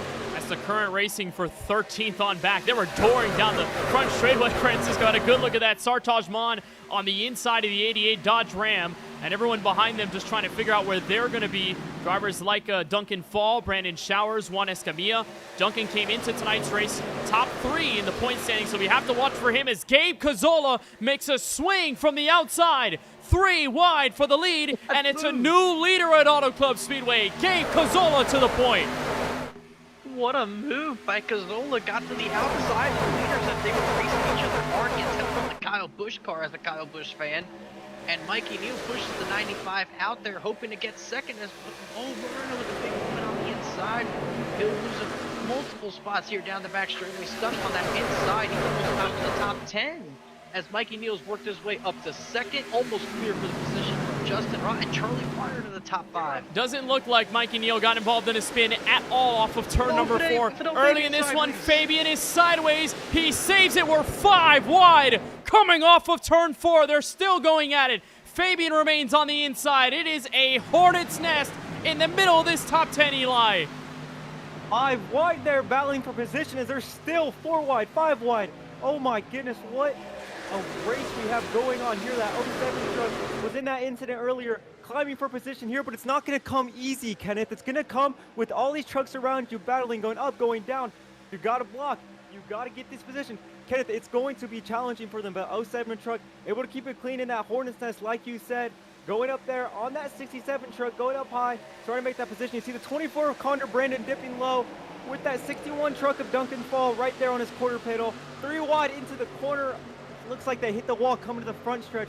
Kenneth, this is crazy. This is Auto Club Speedway at its finest. 4 abreast in turn 1. It's Escamilla and Showers in the middle. Pacheco and Brandon, who spun earlier on in this race. One didn't bring a yellow, the other did. They're back in the middle of this top 15. And it's Brandon Showers in the front of all of them. They settle out for a moment. Nick Bingham in the middle in the 17th spot. And for a moment, things calm in the eye of the hurricane. Meanwhile, up front, it's Justin Rott taking back the race lead. Donald Stern with a run off turn 4. Will he have any help coming down the front straightaway? He does not, but he swings low anyway, looking for the lead. Here comes Mikey Neal, down low to help Stern. Looking under 3 wide, stays back, and Stern points to the inside for the lead.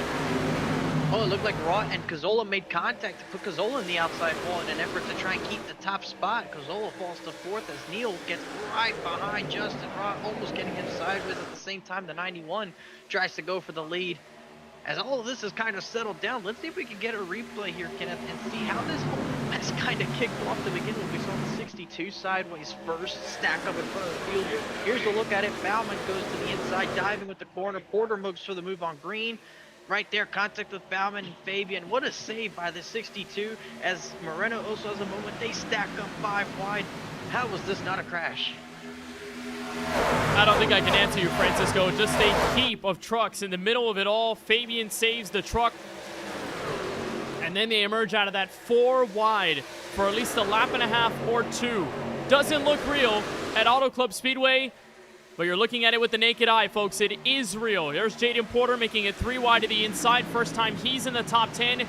for the entire time in this race, as Gabe Cazzolo points to the bottom, tries to pivot underneath Justin Rott in the battle for the race lead. Still up for auction as they come back to the front straightaway. AJ Green, who was in the top 10 earlier on tonight, one of those hefty movers in the first green flag run, is now all of a sudden back in this thing with Matthew Opliger and the driver behind of Jamie Wright, that bright pink Toyota Tundra TRD Pro, someone who, of course, is trying to get back into the KBRN Truck Series chase for the Cup later on this season after being right around that bubble marker and pretty much almost making a run for it back in season number 2, but they'll remain side by side for now. And I think probably the calmest point of this race, Eli, is when they are still going side by side and still bumping down the straightaways. Just not as crazy as when we saw 3 and 4 wide a little bit earlier on tonight. Here's Porter to the inside for 4th. Yeah, Kenneth, you say the calmest point of this race, and that is saying something. Anxiety level still very high here as we see that 77 truck of Jaden Porter. A quiet day so far, but slowly making his way in that top 10, looking for that top 5. Quiet plus this season 3, obviously a guy who knows the races, a guy who can contend for that chase spot. Looking to get a good point stay here, and looks like it's going swimmingly thus far for that 77 truck as it goes and clears that 52 of Byard. Byard going high, but Kenneth, it may be calm now, but looking into less than 30 laps to go, anxiety levels definitely going to flare up here. We can definitely see some interesting racing as we get closer to that checkered flag. And another interesting point is, I'll go back to your point there, Eli, on Jaden Porter, a driver much like Donald Stern, only has 1 start to his belt this season, so he's already on the back foot on points. The pole sitter at Daytona to kick off the year, didn't make Las Vegas Motor Speedway, probably one of his best tracks on iRacing, but wasn't there in the running for the green flag, so Porter had to just deal with not being a part of the action then. And so tonight at Auto Club Speedway, he is desperately trying to regain all of those points that are lost. And what could remedy the loss of points? Obviously a race victory, but Porter's working hard to the inside. But the point comes up as Mikey Neal swivels down the back straightaway and keeps it straight. It was going to go to my point, Francisco. About this point of the race, 28 laps to go. The field are now on 13 laps of their stint. We don't know if they can make it all the way to the checkered flag of this race. We brought up a possible 2-stop strategy when the field were under green for the first run of the event. But now that things have settled in, we've had those cautions come out, and if we don't have a caution for the rest of this race, where do you see this strategy ploy going, and how do you attack it now in this final leg? Well, it's all over the place, Kenneth, because the fuel window is open. You can pit and get to the scheduled distance of this race, no problem whatsoever. So it's going to be up to us to see what a driver decides to do. And I think we had our first taker there on that last lap. You saw it on the top of the screen when we were going by there, turn 1. It's the 81 of Jonathan Parker. He pit on that last time by. He lost a lap there. He's just behind this lead group in the traffic of it all.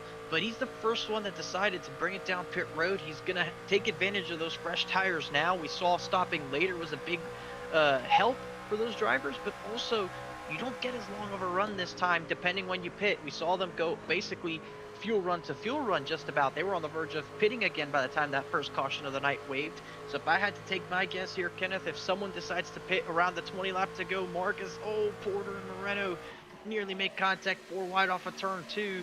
If someone makes a stop somewhere around 20, maybe 15 laps to go, it just makes stopping early that much more valuable because you don't get nearly as much time to run them back down. And also considering if this race goes green, I mean, you have to point out the idea that if you don't pit now, you're almost settling your bet, hoping either for a late race yellow or you can make it on fuel to the end of this race. And if you do have to come down pit road, you may want to give yourself enough time to be able to settle back and cycle if this race ends up the way it is. Now, we had plenty of those drivers that overcut severely on the strategy earlier on tonight. Then you had the drivers like Sartaj Mon and like a Connor Brandon that undercut severely just to have fresh tires and track position later. Could there be that position where somebody either short fuels or somebody tries to pit a little earlier than everyone else in hopes that they can save or maybe have the track position in hopes either of a late yellow or just the race panning out in their overall favor? This is a long track after all, Eli, so 2 miles is a lot to cover when you have the pit road strategy in mind. We the draft certainly helps, but it is going to be something to watch for, as you are right, Francisco, takers on pit road. And Eli, looks like it's going to be the first of many that will eventually have to come down pit road. Exactly. We see fuel coming into play here. It looks like most drivers will be around 10 laps short on fuel. As we see Connor Zola first of the takers in the 11 United Rentals truck. But definitely will be interesting to see how everything plays out, Kenneth. And I want to mention something, as we saw a few incidents earlier going onto pit road, I think maybe 2 or 3, these drivers obviously, like we mentioned earlier, a lot of chaos throughout this race. You mentioned a hornet's nest. I like that analogy there, Kenneth. A lot going on, anxiety levels high. You know, the drivers need to remember to stay focused when coming down a pit road, because we did see a few incidents earlier in this race. If that's going to happen, it's got to happen early in the race and not on this final pit stop that'll take us to the checkered flag. And in this running for the race lead, you see things have already calmed down. They've separated as the tires have worn down. And that could be a two-parter, Francisco, as well. One of them is just the tires are worn. You're not able to swing in and make these large lunges for the lead and position in the middle of these corners and make large draft decisions. But now, if you are thinking about pit road, maybe you're not too keen on making aggressive moves and potentially being freight trained. How many times have we seen a driver take a position down the inside like we see with Donald Stern, but if they don't have help, then here comes the line, as you see with Gabe Cazzola. Just perfect example of that as Stern takes over the lead. They can obviously pass you if you don't have enough of a run nor support on the straightaways. So is it just that matter of time for drivers that are thinking a little bit more about strategy? But as soon as they say that, they started racing again. Matthew Opplinger swung to the inside for the lead. A big swing, and it checks up the back end of that entire group as Jamie Wright now doesn't lose any momentum, and that swings to the inside, trying to move his way up. Where did that 89 truck come from? We've seen Jamie Wright put on some great performances here in this series in the past. He's had really great speed, just always seems like luck is never on his side, and we do have a taker up front. That's the 96 of Robbie Troop that makes his way down pit road alongside the 61 of Duncan Ball. This is right at the 21 laps to go. We're approaching 20 when they come across the start-finish line again. So this is right about an even split here, Kenneth, to try and get from here to the end. Eli, I ask you this as well, as Kenneth is the driver as well, but I want to ask you this question. Which side of the tire strategy would you rather be on? Do you want to go mid early? Do you want to play the middle, or would you rather go to the end? Honestly, if it was me, you guys are more of the drivers. Obviously, Kenneth Bueno Racing last week. I think I'm going early, maybe middle, trying to stretch out, you know, get 2 or 4 tires depending on what they want. But I think with the little time, obviously within 5 laps, the tires can come into play. A little bit of wear within those 5 laps. But I think if you go early, get that track position, I think it should be enough to hold off and hopefully shuffle out for a race lead, if not a top 5. Definitely would be a bit of a risky call, but hey, I'm not the driver. I'm just the one calling it. Well, I don't think any of us want to be in the position of the race car driver at this point, given how tough this strategy call is going to be, and especially here with this blend around. Justin Rahn is in the middle of traffic, but those are not trucks for the lead. There is one right behind him in Matthew Opplinger, but all of those other trucks that were in front were just unlapping themselves after coming down pit road, and here comes a large consensus call of trucks. Stern, Wright, Opplinger, Beyer, and AJ Green among the trucks that come in this time by with 20 laps to go, Francisco. Could have fooled me. That looked like a Daytona pit stop, Kenneth. How many trucks pulled off the racetrack all together in hopes of pulling in? And this is where it's really going to start to get good with these stops. Now you ask the question, do you save some time? Do you go for 4 or do you go for 2? Right side of your screen is where the battle up front continues on. The drivers that are staying out. Left side of your screen, the main pack that just came in. Swinging in. Jacks are up on the right side of his Chevrolet Silverado. It looks like he breathes a little bit of fire out of the exhaust, but he is going for 4 fresh Goodyear Eagles. Is that going to be enough to win the race off pit road? The answer will be yes. But most importantly, Eli, that's a pack of at least 6 or 7 trucks that are in the middle of this group with 18 laps to go. That is a hefty amount of draft and time you can gain by just being in a pack. Exactly, Kenneth, and that is huge for those drivers, obviously going down. Maybe a bit of team chatter, who knows, but that is exactly what you want to see. That draft is going to be huge when you're trying to get that lead off of the other pitters, obviously wanting to stretch those lap times as much as you can when you come to a situation like this. As you see, our leader is now Nicholas Baumann. We'll see when he decides to pit, but that 88 truck will go ahead and take that lead. But Kenneth, that is definitely a factor that we should keep our eyes on. And now it's Nicholas Baumann, the winner at Daytona, to take over the lead of this race with 17 laps to go. Just crossed the line for lap 24 on his stint, and he is not alone. Randall Payne, Fidel Fabian. That was a half block by the 62 of Fabian, but here comes the 62 to the inside, as Randall Payne will have to wait back and see what happens here as Jaden Porter and Nick Bingham in this secondary pack of trucks that have waited for this moment here.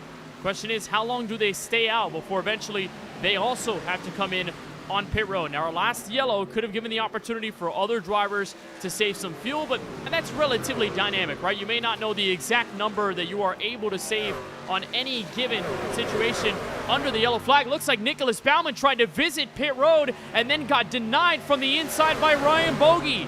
So the former race leader loses out on pit road this time by and loses time as a result. Oh no, Kenneth.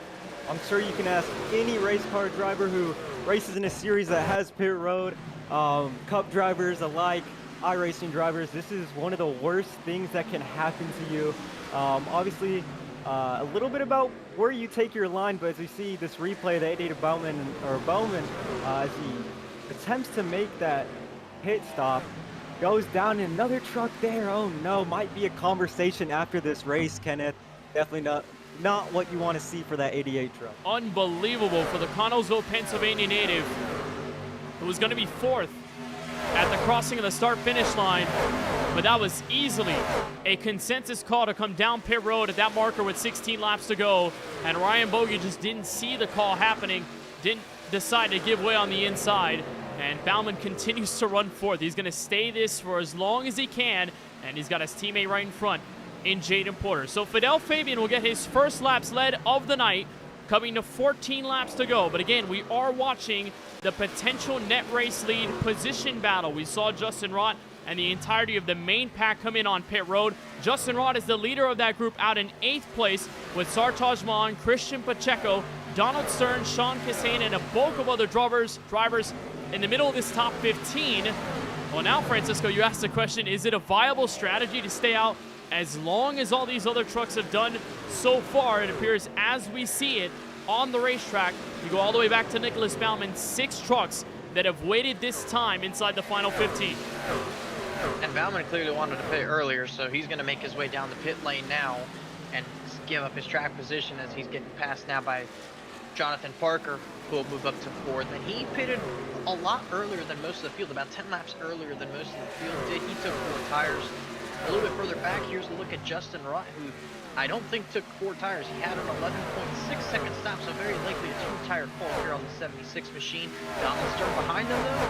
He took 4 tires on that stop when he came down the pit lane. Sartaj Maan, a little bit further back from this, took 2 tires, possibly. It was a 7.2 stop, so it might not have taken tires at all on that 48 machine. And then you go back to the likes of Pacheco with the early stop as, oh, look, I think the 81 had a moment. They get by him very quickly there as some contact further back happens in the meantime. Now, the leaders of this strategy become Justin Rott and Donald Stern, with Donald Stern having the 4 tires, as everyone, I think, is about to make their pit stop with your leader now tuning in. 4 race trucks that have yet to come down pit road and make that at least 2. Here comes Porter, Daniel Moore right behind with a huge slide entering the pit lane, and Fidel Fabian that will come in on pit road this time by. But that will hand the lead to Nick Bingham, who has been out on the racetrack for now 29 green flag laps. And the Pizza Ranch Chevrolet Silverado is going to try to hold this thing out for as long as physically possible. He's now going to be the last driver that extends this pit stop call, either hoping for a yellow or hoping that potentially he can save enough fuel to the end. But we know the window at around 33 to 35 laps, it may not be more than enough for Bingham to get through, so he clings to the inside. It looks like he'll have the charge to the inside of the racetrack. He will come down pit road this time by. So it's Justin Rott who will take over the race lead as a result. Him and Donald Stern and Sartaj Maan in a 3-truck battle for the race lead, coming to 10 laps in a few. Out there holding off that 91 truck. A very heavy hitter here in this series. Obviously great success. A win at Auto Club would obviously help his tenure thus far. Obviously what he wants, but that 91 truck there, Kenneth, is hard charging, and we saw him battle for that lead last week. A little bit of shades of that, a little bit of a throwback to last week. He was in that 2nd position. Obviously doesn't want to finish 2nd here again today, so obviously we'll see a little bit of aggression out of that 91, maybe some angst from last week, maybe some self-disappointment from finishing 2nd last week. Obviously 2nd looks a lot worse than 1st, and I'm sure that 91 truck would like to be doing burnouts in that front stretch come that checkered flag. came into tonight 14th in points after that runner-up finish, his first and only KBRN Truck Series start of Season 3. So can he gain all these points? The T1A Chevrolet comes right into the purview of Justin Rott. We'll give him a bump down the main straightaway, and those two appearing to work together and potentially get around with Sartaj Maan and not have this other Chevrolet instigate on what is a battle for the race lead otherwise. Marat, one of the best drivers in this series. Caution flag will come out, though, as a result with 10 laps to go. And it's Nicholas Baumann involved. Oh boy, Nicholas Baumann, one of the fastest trucks here all night, and so far to start this season, possibly into some trouble on the front straightaway here. Doesn't look like the truck is too damaged, so we're gonna be itching to see here a replay on the incident and see what actually put us under this yellow flag to end this long run. And while surely it was going to be an interesting fight for the race win amongst your top runners, and gets sideways off of 4 there, almost goes down pit road like Jonathan Parker, but he loops it back around the racetrack. Yellow flag. Just straight up lost it off turn 4, and Baumann, who had a great race to start, his night has easily turned sour after it all happened. When he tried to come down pit road, was denied by Ryan Bogey, and then just got flushed out through the field. And now the 88 truck will bring out a yellow, a crucial one inside, 10 laps to go. And you ask the question, has it been long enough? Or is it just in the sweet spot where you can stay out? Obviously, the drivers can make it to the checkered flag on fuel. They can make it on tires. But do you want the freshest Goodyear Eagles by the end? Yes. Justin Rott is going to be the race leader. Donald Stern, Sartaj Maan, Ethan Fonseca Moreno, and Connor Brennan, your current top 5. As they come off of turn 4, everyone is on pit road. No questions asked for the final stop, potentially, of this race. Eli, these are tires that you have to use here in tonight's race. You can't carry them over into the next week like some NFL head coaches think you could do with timeouts. You actually have to use them, or, well, you never know what you could have done with them. Exactly, and this is crucial right here. You want to have those fresh Goodyear Eagles coming into a restart like this inside 10 laps to go. Obviously going to be a really exciting one. We'll see how that shakes up, but a little bit surprised I didn't see someone gambling, you know? Obviously the tires, really important here at Auto Club, especially in a situation like this, but no gamblers here. There is a gambler. There is somebody putting his chips on the table. 2 tires for Jamie Wright. Wow, what a call from that 89 truck, Kenneth. Just as I was saying, no gamblers. He goes ahead and puts the chips on the table. Proves me otherwise. I love to see that out of the 89 truck. We'll see how that affects this restart. Definitely an interesting call there, but Jamie Wright feeling confident in that call, and I would love to see how that turns out. Imagine, Kenneth, Jamie Wright, 2-tire stop, ends up in victory lane. What a story that would be. But Jamie Wright has 2 trucks at least to get around. As we see it for the moment, Riley Hayes in the Trevor Project number 92, and Nick Bingham, who came down pit road the latest of practically anyone on the green flag run that just happened.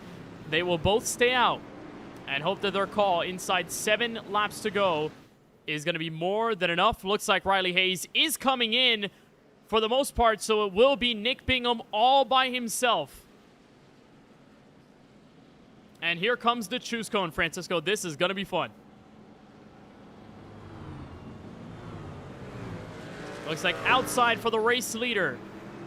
Mostly split decision, which is something haven't really seen a whole lot of this season. We don't really see a lot of faith in a particular line, but I think with the split strategies of the front couple of trucks, no one's really sure who can get a good launch. And I think a lot of them are confident in the 93's ability to go. He did take 4 tires when he stopped. It was just a lap before the caution flag came out. So those tires, they haven't really heated up even. So it's almost, I guess, almost the same as those that have just been down pit road. So it's really good for the 93. He's got track position. Jamie and AJ, they're on 2 tires behind this truck, so they're going to see what they can do from that position. The rest of this top 10, there's a few other trucks that have taken 2 tires, the 15 of Colin Forrester and the 11 of Connor Zola. Everybody else, 4 fresh Goodyear Eagles. We're going to have 6 laps to go when we take the green flag, Kenneth. I don't know. Something's telling me, guys, that this might not be the last time we see that iRacing official pace car on the racetrack. It may not, but we'll have a restart regardless with 6 laps to go at the start-finish line. In this current top 5, only 2 have won at least one KBRN Truck Series race, that being AJ Green outside row 2 and Justin Rott on the outside of row number 3. Pace car is down for what may be the final time from Auto Club Speedway. It's Nick Bingham on 4 tires, staying out Jamie Wright and everyone else on a gamble of 2 or more. Green flag back in the air. Great launch, but Jamie Wright's fighting back.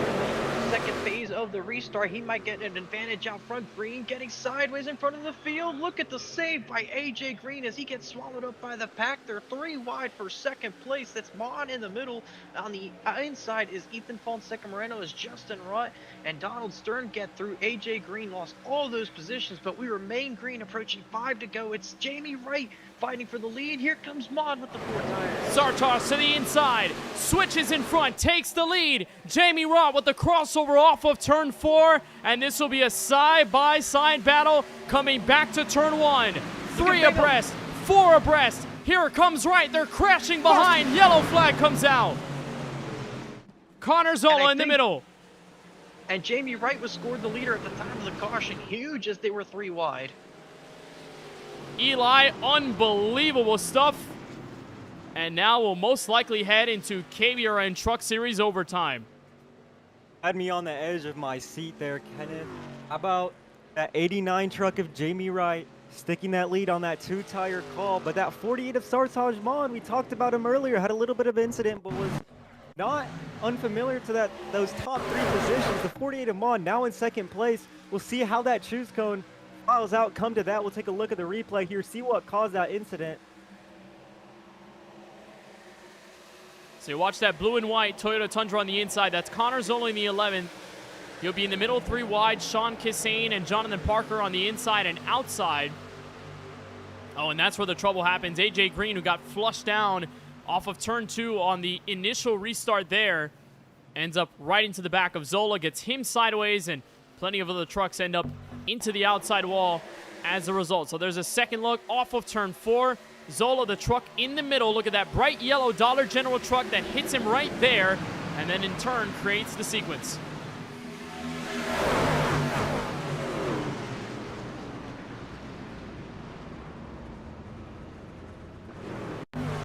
Just unfortunate for that 11 truck. Unable to keep it straight coming off that corner there as we go on board with the 52 of Charlie Byer. See that 11 truck tap the wall, and from there, a little more contact and nowhere to go for Byer. Gets a little bit of hood damage there. Not too bad for that 52, but a lot of trucks involved with that. A lot of trucks that were hoping to maybe get in that top 10 position. Inside 5 to go. We'll shuffle him back up here, Kenneth, and go to KBRN Truck Series overtime with Jamie Wright as your leader and Sartaj Mon in that second position. It'll be the second time this season that we enter KBRN Truck Series overtime. We had a long green flag run to conclude Las Vegas last Monday, and it was overtime at Daytona, where Nicholas Baumann ended up victorious. Jamie Wright on a 2-tire call makes the crossover on Sartaj Mon and Francisco. I think there was at least a sigh of relief of some kind. Behind the wheel of the 89, scored the leader by maybe an inch or 2 when that yellow came out. Sometimes it doesn't matter by how much, it just matters that it was the way you was hoping that it would go. And for Jamie Wright, he gets to keep the top spot. He'll get control of this restart. So now we get to see what he decides to do. They'll be coming back around to run the green when they come to the start-finish line and get to choose once again. He got the lead from the inside, so we'll see if he decides to go back to it. We've seen a lot of the leaders choose the outside for most part of the night, so it really becomes a tough question. You go with the lane that gave you the top spot, or you go with the common choice? So it really is an actual dilemma here that the 89 is probably dealing with, trying to decide, probably asking a few of his teammates in the call, trying to get some assistance and some feedback. So we'll see what he decides when they come back around. And I also have to say, Kenneth, with the track temperature continuing to dwindle down, now down to 94 degrees as the afternoon day in California continues to tick on by as we progress closer to the sunset times. This means that those 2 tires, even with the heat cycle, it becomes not as big of a disadvantage. So keep an eye on that 89 machine. All he needs is 2 good laps, and he could possibly get a first career victory. So could anyone in the top 3. Well, here we go. right outside. Mon outside, Bingham inside with Moreno behind him. As the rest of the field decides their clause for what might be the final chapter of this Auto Club Speedway race. Still choosing, but it's right on the top shelf. And remember, Bingham had basically level tires with everyone else in this field, but a full cycle nearly completed for everyone in this group. And it's a 2-tire decision that Jamie Wright has alone, other than Colin Forrester in this top 6. Jamie Wright, in his 25th career KBRN Truck Series start, has only had a best finish of 3rd. That was Season 1, Phoenix 2008, where Wright ended up with the top 3 running, and he has not been able to reach that level since. But he's been strong enough to be in contention for wins, and here he is now, just a few laps away from a KBRN Truck Series victory for the very first time. We'll have overtime for the first time as well. We will have this restart with 2 laps to go. Objective is make it to the white and make this race official. If we have a yellow before the white flag is reached, we'll do it again. We have 3 attempts to finish the race under green. If we do get the white, the race ends no matter what. And if we distinguish all of our 3 attempts and we exhaust them all, the leader at the crossing of the line at the yellow flag of the final green-white checkered will be declared the winner at Auto Club Speedway. It was a 3-truck fight in Season 1. Will it be a 3-truck fight or less or more? Let's find out. 2 laps to go. Beautiful restart from Jamie Wright. Sails in front of the field. It's a wall behind him. Sartaj Mon trying to block. So is Bingham to turn 1, Francisco. Oh, Bingham made contact with Donald Stern, and he saves it on the apron of the racetrack. He's got to be careful on this rejoin. He joins in front of the pack. They keep it steady for the most part. Neil gets sideways. They somehow make it out of this alive for the most part, as Jamie Wright keeps the lead on the back straightaway.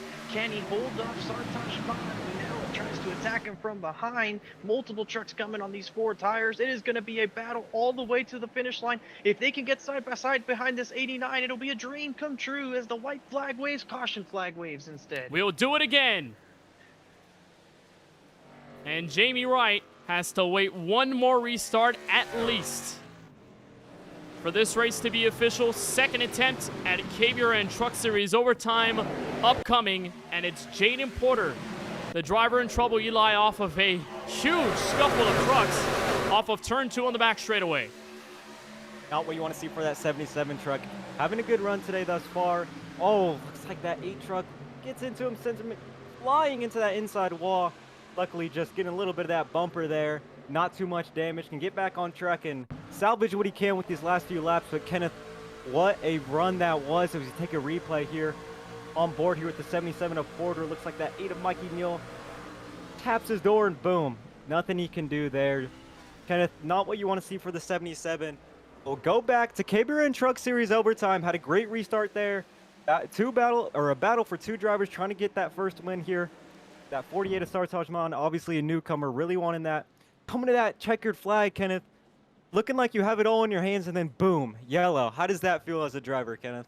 Well, it's got to feel very frustrating for someone like Jamie Wright, Francisco, who had probably the best restart of the night from almost anyone we've seen over the course of the race. Sartaj Mon was blocking left and right all over to make sure nobody was going to fend him on the inside. And now Jamie has to deal with a 2nd KBRN Truck Series overtime restart. We saw Mon block, and we also saw Bingham block. They were in that 2nd row effectively trying to block everybody. They wanted to be the first to try and go after Jamie Wright. They understand how important the track position it is.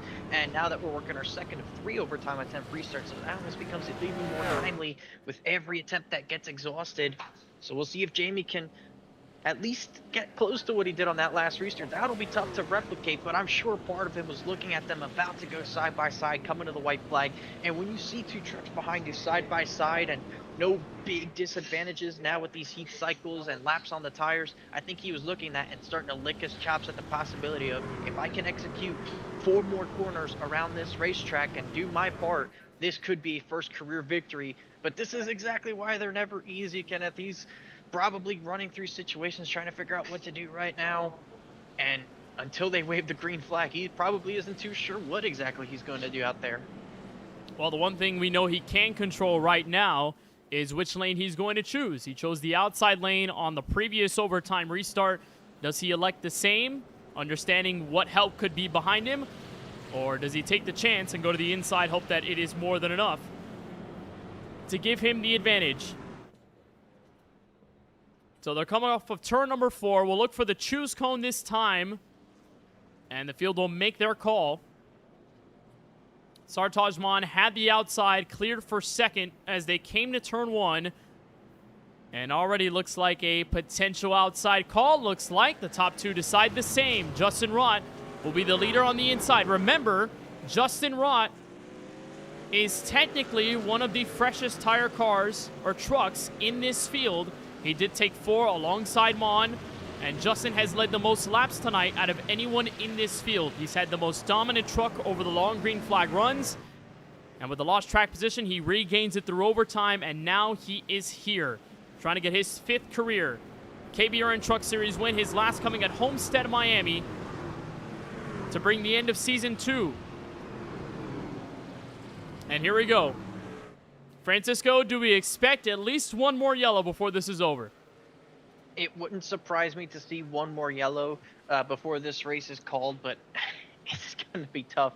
That's for sure. There's so many drivers up here that could go up there and win this race, both on speed and by avoiding the mayhem. You just don't know where your luck will lie, and that's what makes these choose cones interesting, especially in these late race situations, Kenneth. Without knowing it, before anything gets happening on the restart, you essentially decide where you want to be for the restart. So you play kind of an unintentional hand as far as how things can end up towards you.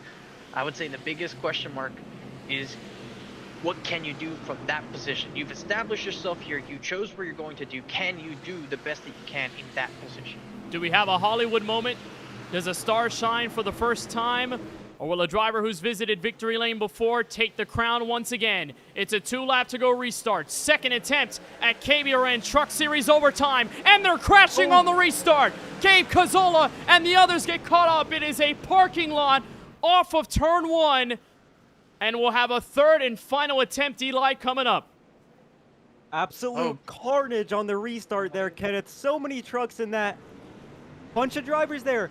Dave Cazzola up there in the top 5 in that incident. Very unfortunate for him, but drivers doing all they can to get that position to try and get in victory lane here at Auto Club. Obviously didn't work out there, but I hate to see that for the 95 truck, Kenneth. Unbelievable. And Donald Stern as well, one of the best trucks of the night under green.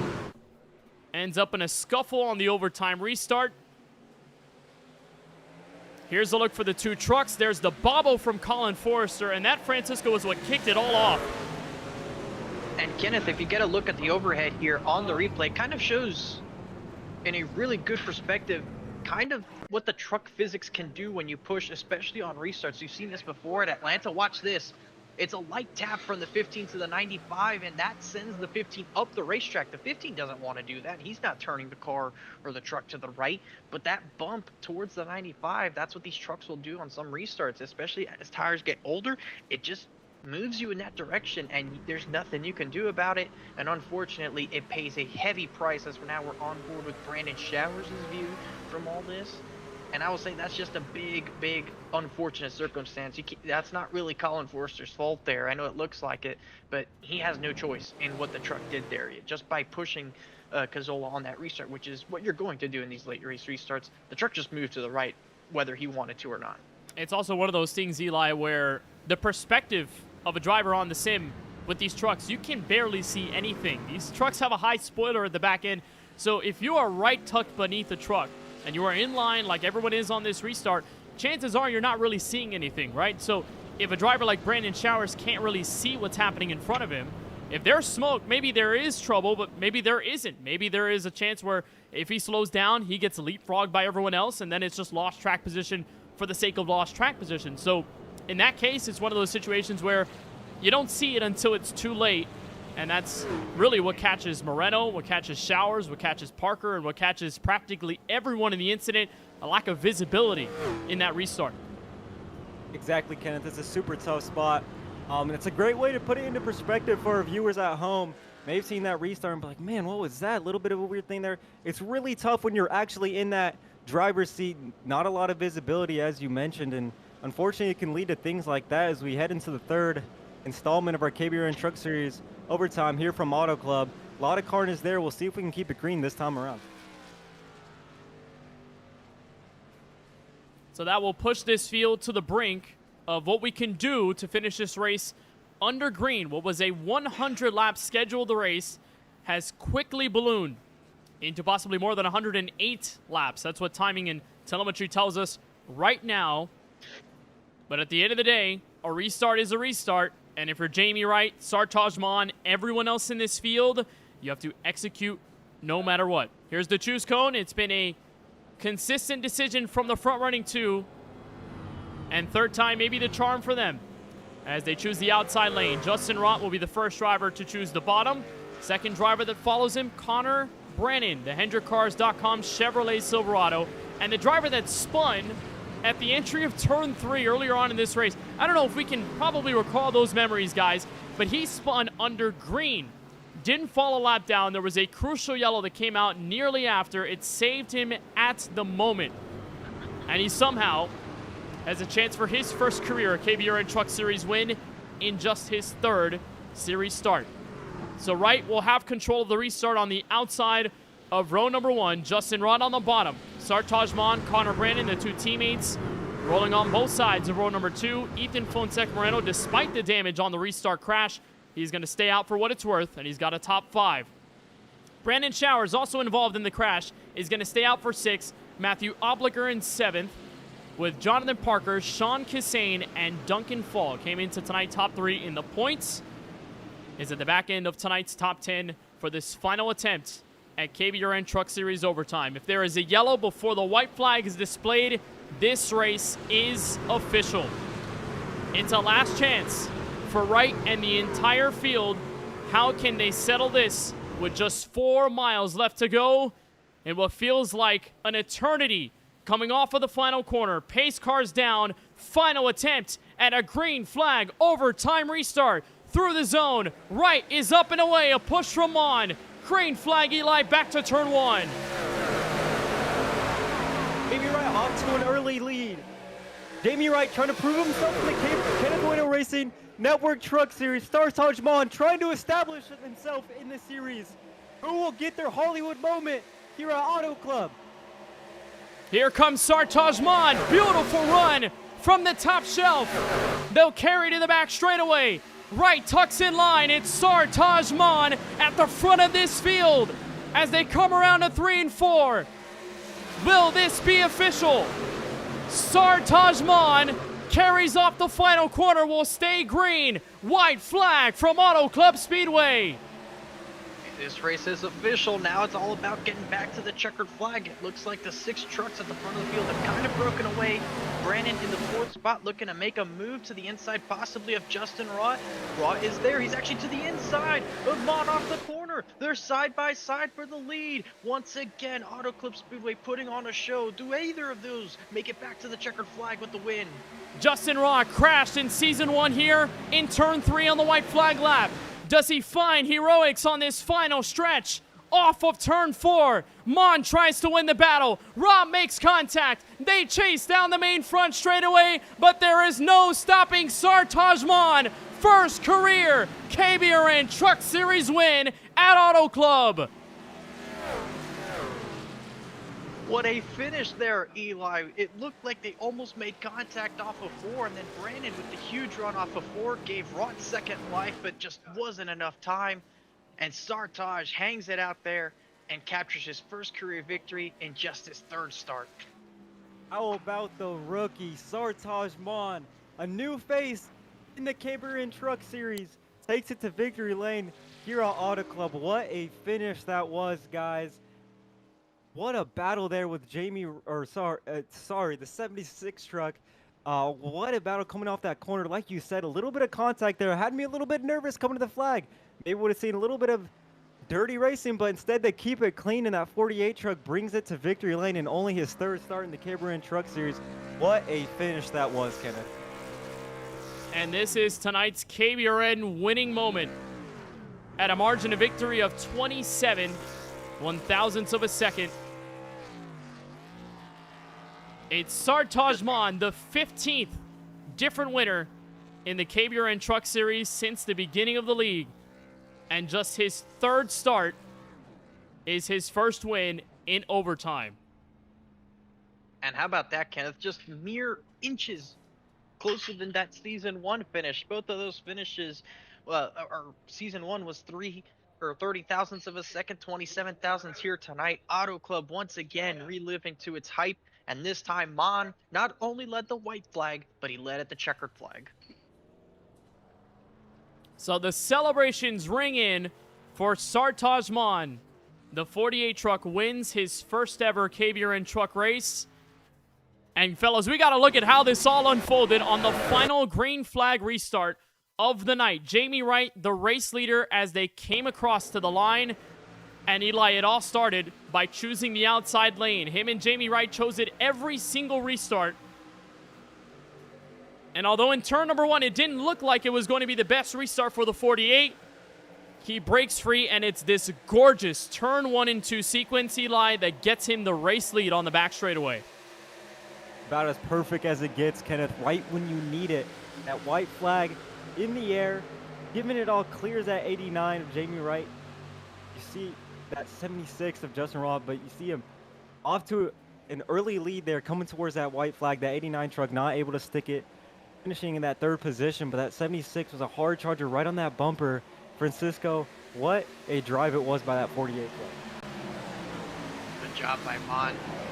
And here now on the white flag, now it's the turns over to Justin Roth, who almost got the victory here last time, defending champion of the series. You already know that whenever you have a champion for a race win, it ain't going to be easy, especially with that run that Roth put in 1 and 2. Right here down the back straightaway, both of those trucks are side by side as well as for third. So right here, you're probably wondering, is anybody in the top 6 going to make it back here as they go hard in the 3?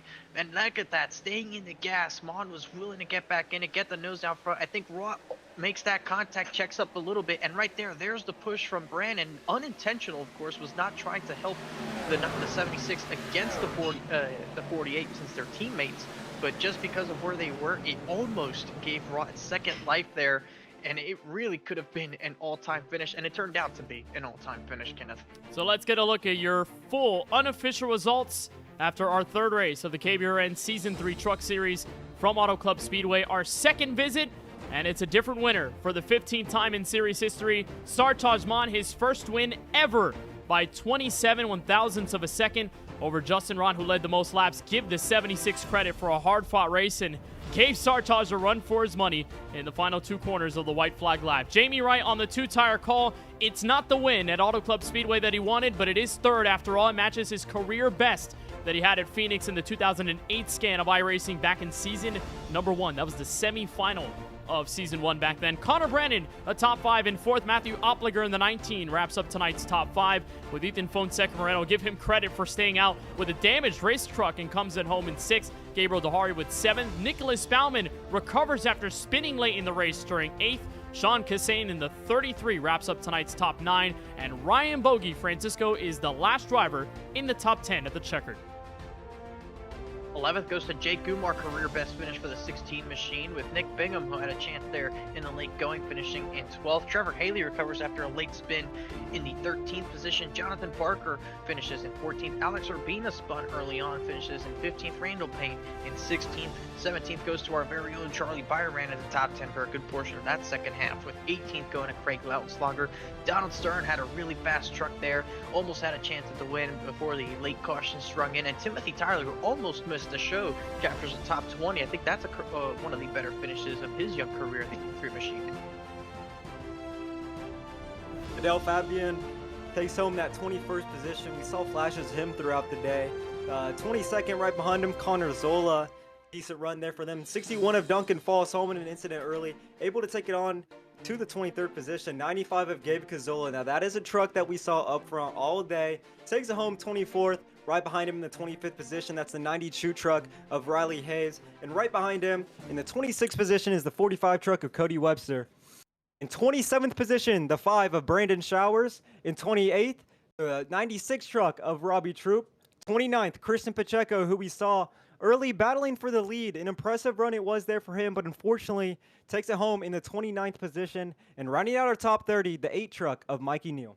And you get to a lot of the casualty list here at Auto Club Speedway, starting with Anthony Foss in 31st. Jacob Locklear, the final driver to finish this race on the lead lap in 32nd. Juan Escamilla is the first driver, 1 lap down in 33rd, with Hunter McDivitt, Randy Showers to top 35 position, Daniel Moore back in 36, Colin Forrester, Jaden Porter, AJ Green, and Kyle Benson. Plenty of them involved in accidents late. Benson involved in an accident early. And that brings the end of our 40 truck field here at the end of tonight's wild sequence in a 3 overtime affair here from Auto Club Speedway. Well, let's bring the race winner into the booth for the first time this season and for the first time in his KBRN Truck Series career, Sartaj Maan. You are a race winner. Now, I was looking back in history, Sartaj. I think the last time I called you to a checkered flag first was in January of 2021, Las Vegas iRacing Buncher Lawn Care Series. It's been a long time. Safe to say, more than 5 years. Sartaj, how did you get it done on that overtime restart? What are the emotions after this win? Great. I honestly didn't think I'd be able to keep it after that atrocious turn 1 there on the final lap, but I was able to drive it into 4 and, I mean, really just hold on his door and get the run off. I thought I was even more cooked on the front stretch when he had that massive run, but thankfully we still kept it in front of him. And tell us about this decision to go on the high side. It seemed like you and Jamie Wright, very consistent at choosing the top. There were no questions about where you two were going.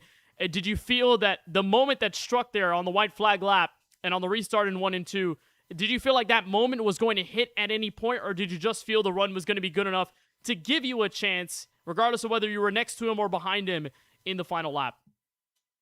Yeah, the bottom, like I was restarting on the bottom the whole day, and it's just I could never pass anybody.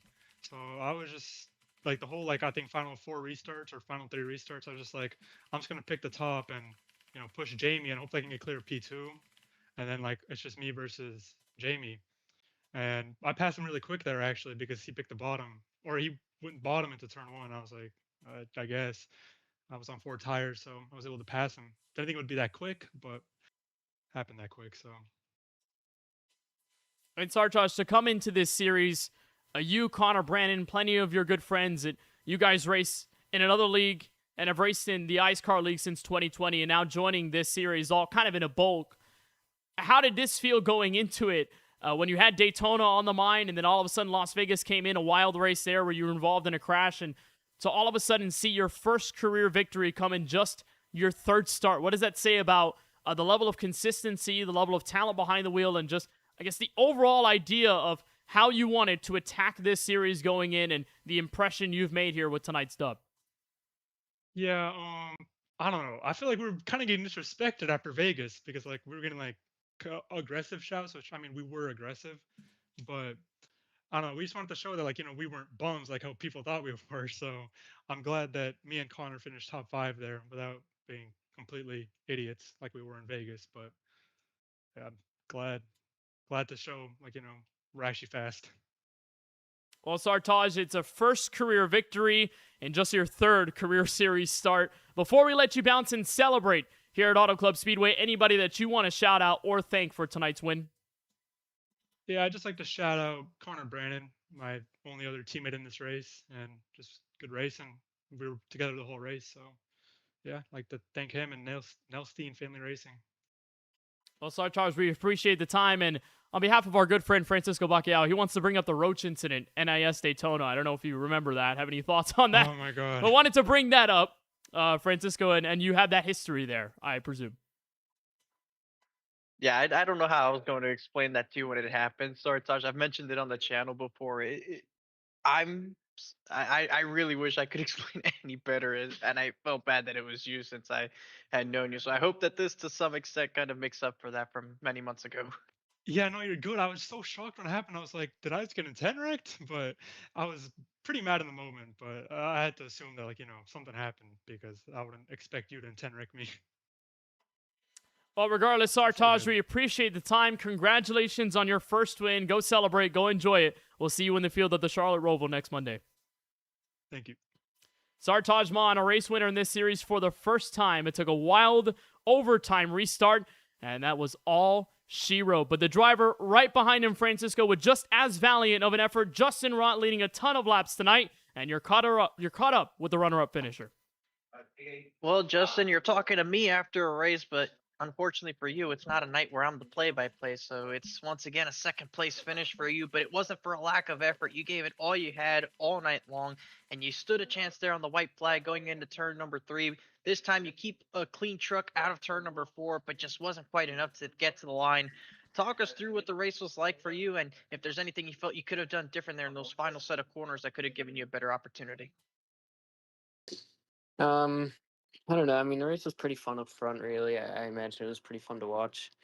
All throughout, me and Donald ran just so well together up front, and Gabe got up there too. And I don't know, had a lot of fun battling early with all the dark horse guys, and then that was really difficult just because there's 3 of them and 1 of me. So I felt like I did really good just staying up there. Um, and then yeah, the green flag cycles. I mean, me and Donald were just far and away the best on the through the pit stops and everything. So it was going to be between us 2 there, and got the caution. And there's just so many different strategies. I mean, we had guys stay out, we had guys on 2, and the first restart there just didn't work in my favor, and I lost too many spots to faster cars. I think Ethan jumped me, Sartaj jumped me. I was able to get Ethan back, and luckily, I didn't know. I never really knew a lane to pick, and I feel like normally I'm pretty good with doing the choose cone, knowing what lane to pick there at the end of the race if I'm up front. But I just really had no idea for some of those restarts, and yeah, I mean the last restart, I knew the top wasn't very good on the short runs for just the first couple laps till the tires got heated in, and so I knew when I got by Jamie, had to run down the front, and he ran the middle to top.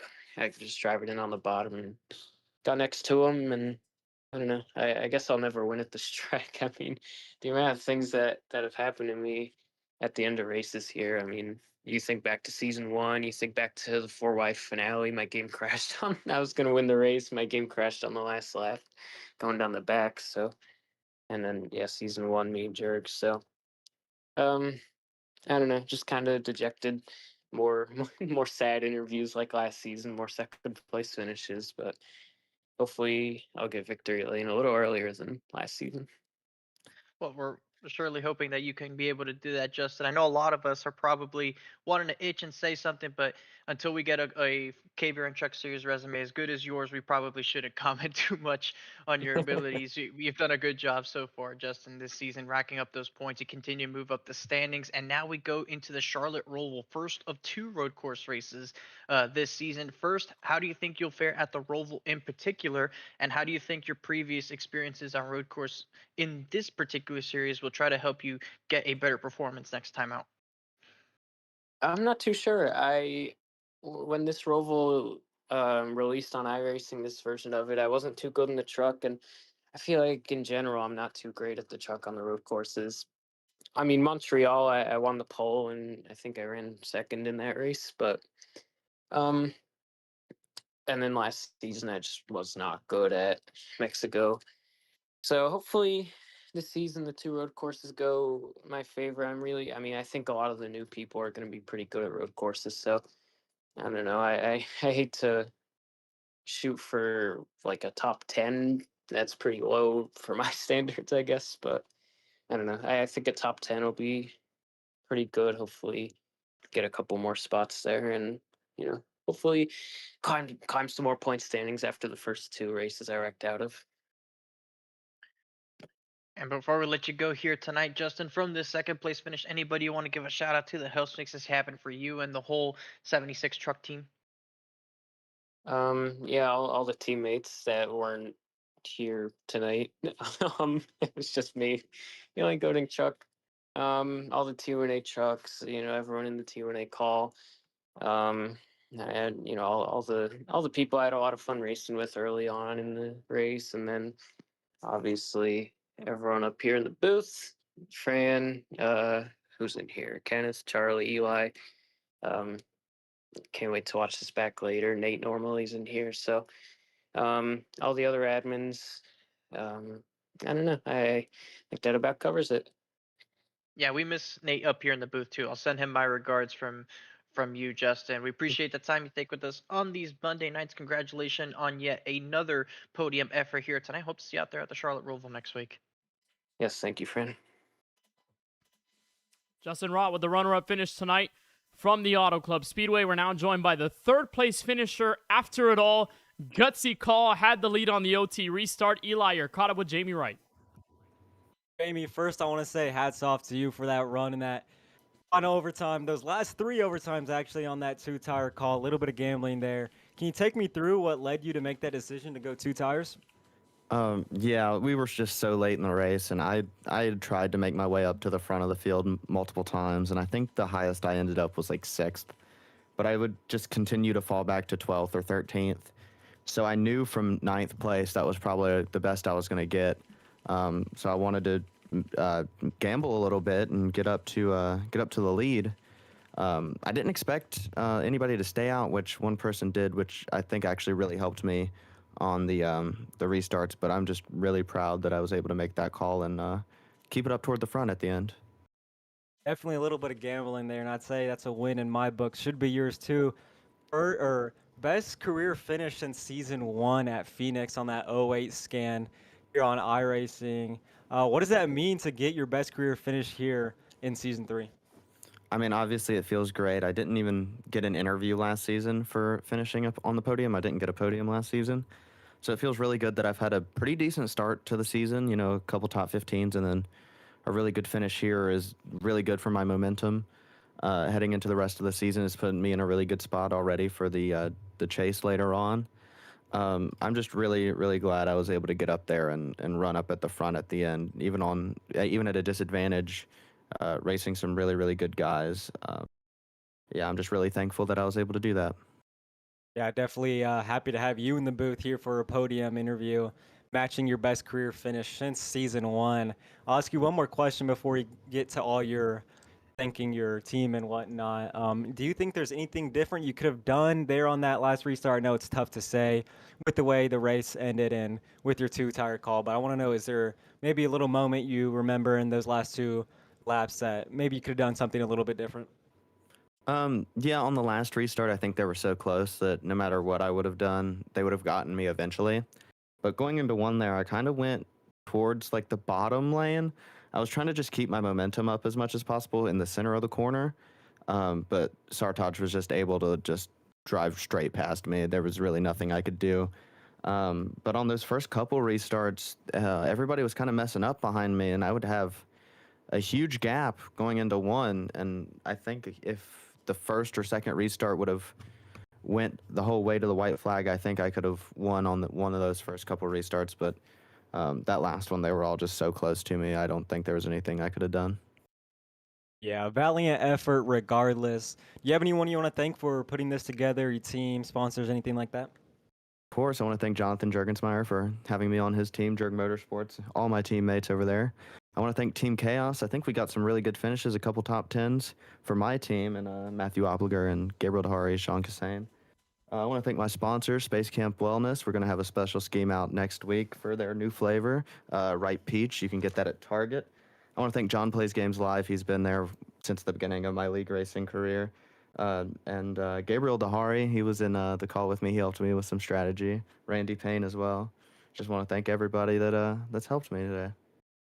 Well, Jamie, thank you for taking the time to talk to us after this career matching best finish here at Auto Club. Congrats on that finish today, and good luck next week. All right, thank you. Thank you. Jamie Wright coming off of the third place finish in a wild triple overtime affair that ends after 109 laps at the end of it.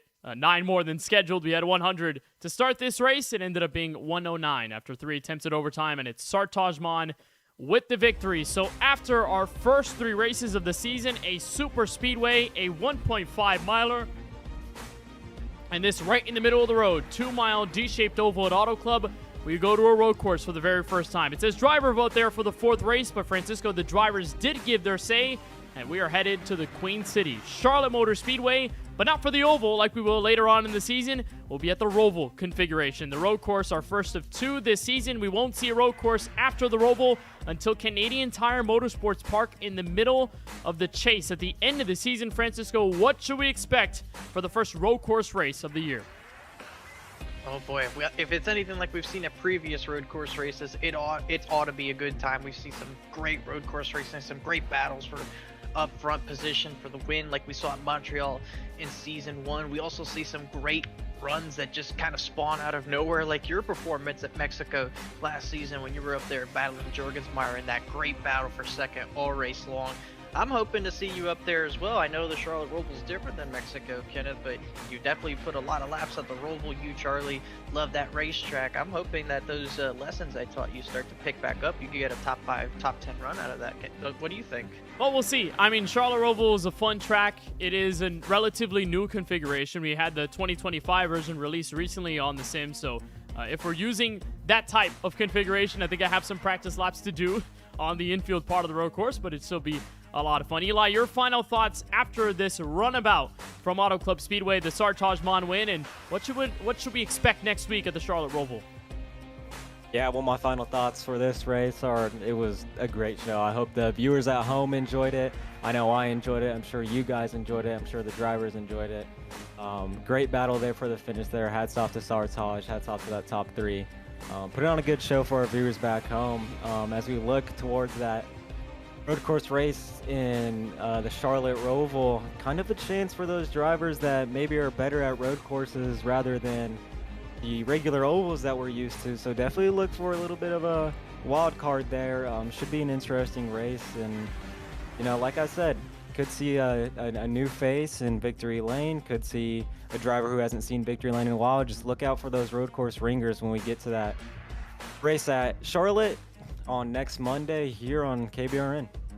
It'll be a ton of fun, Eli. It was great having you in the booth. Hopefully we have you in the booth for other races down the line, and I'm sure there are opportunities that are going to be open for sure for you to join us once again. But for you watching on the KBueno Racing Network YouTube channel, thank you so much for joining us tonight on an insane third race of the KBRN Truck Series for Season 3, where Sartaj-Mon becomes the 15th all-time different winner in series history in just his third career series start. On behalf of everyone at the KBueno Racing Network Truck Series and the KBueno Racing Network proper, for Charlie Beyer, Keelan Belsha, Mikey Neal, Nate Polite, and of course my commentators in the booth alongside myself, Eli Comerford and Francisco Bacalhau, I'm Kenneth Bueno saying so long from Southern California, where Sartaj-Mon is a race winner for the first time, with a road course up next. We'll see you then next Monday, but until then, so long from Auto Club.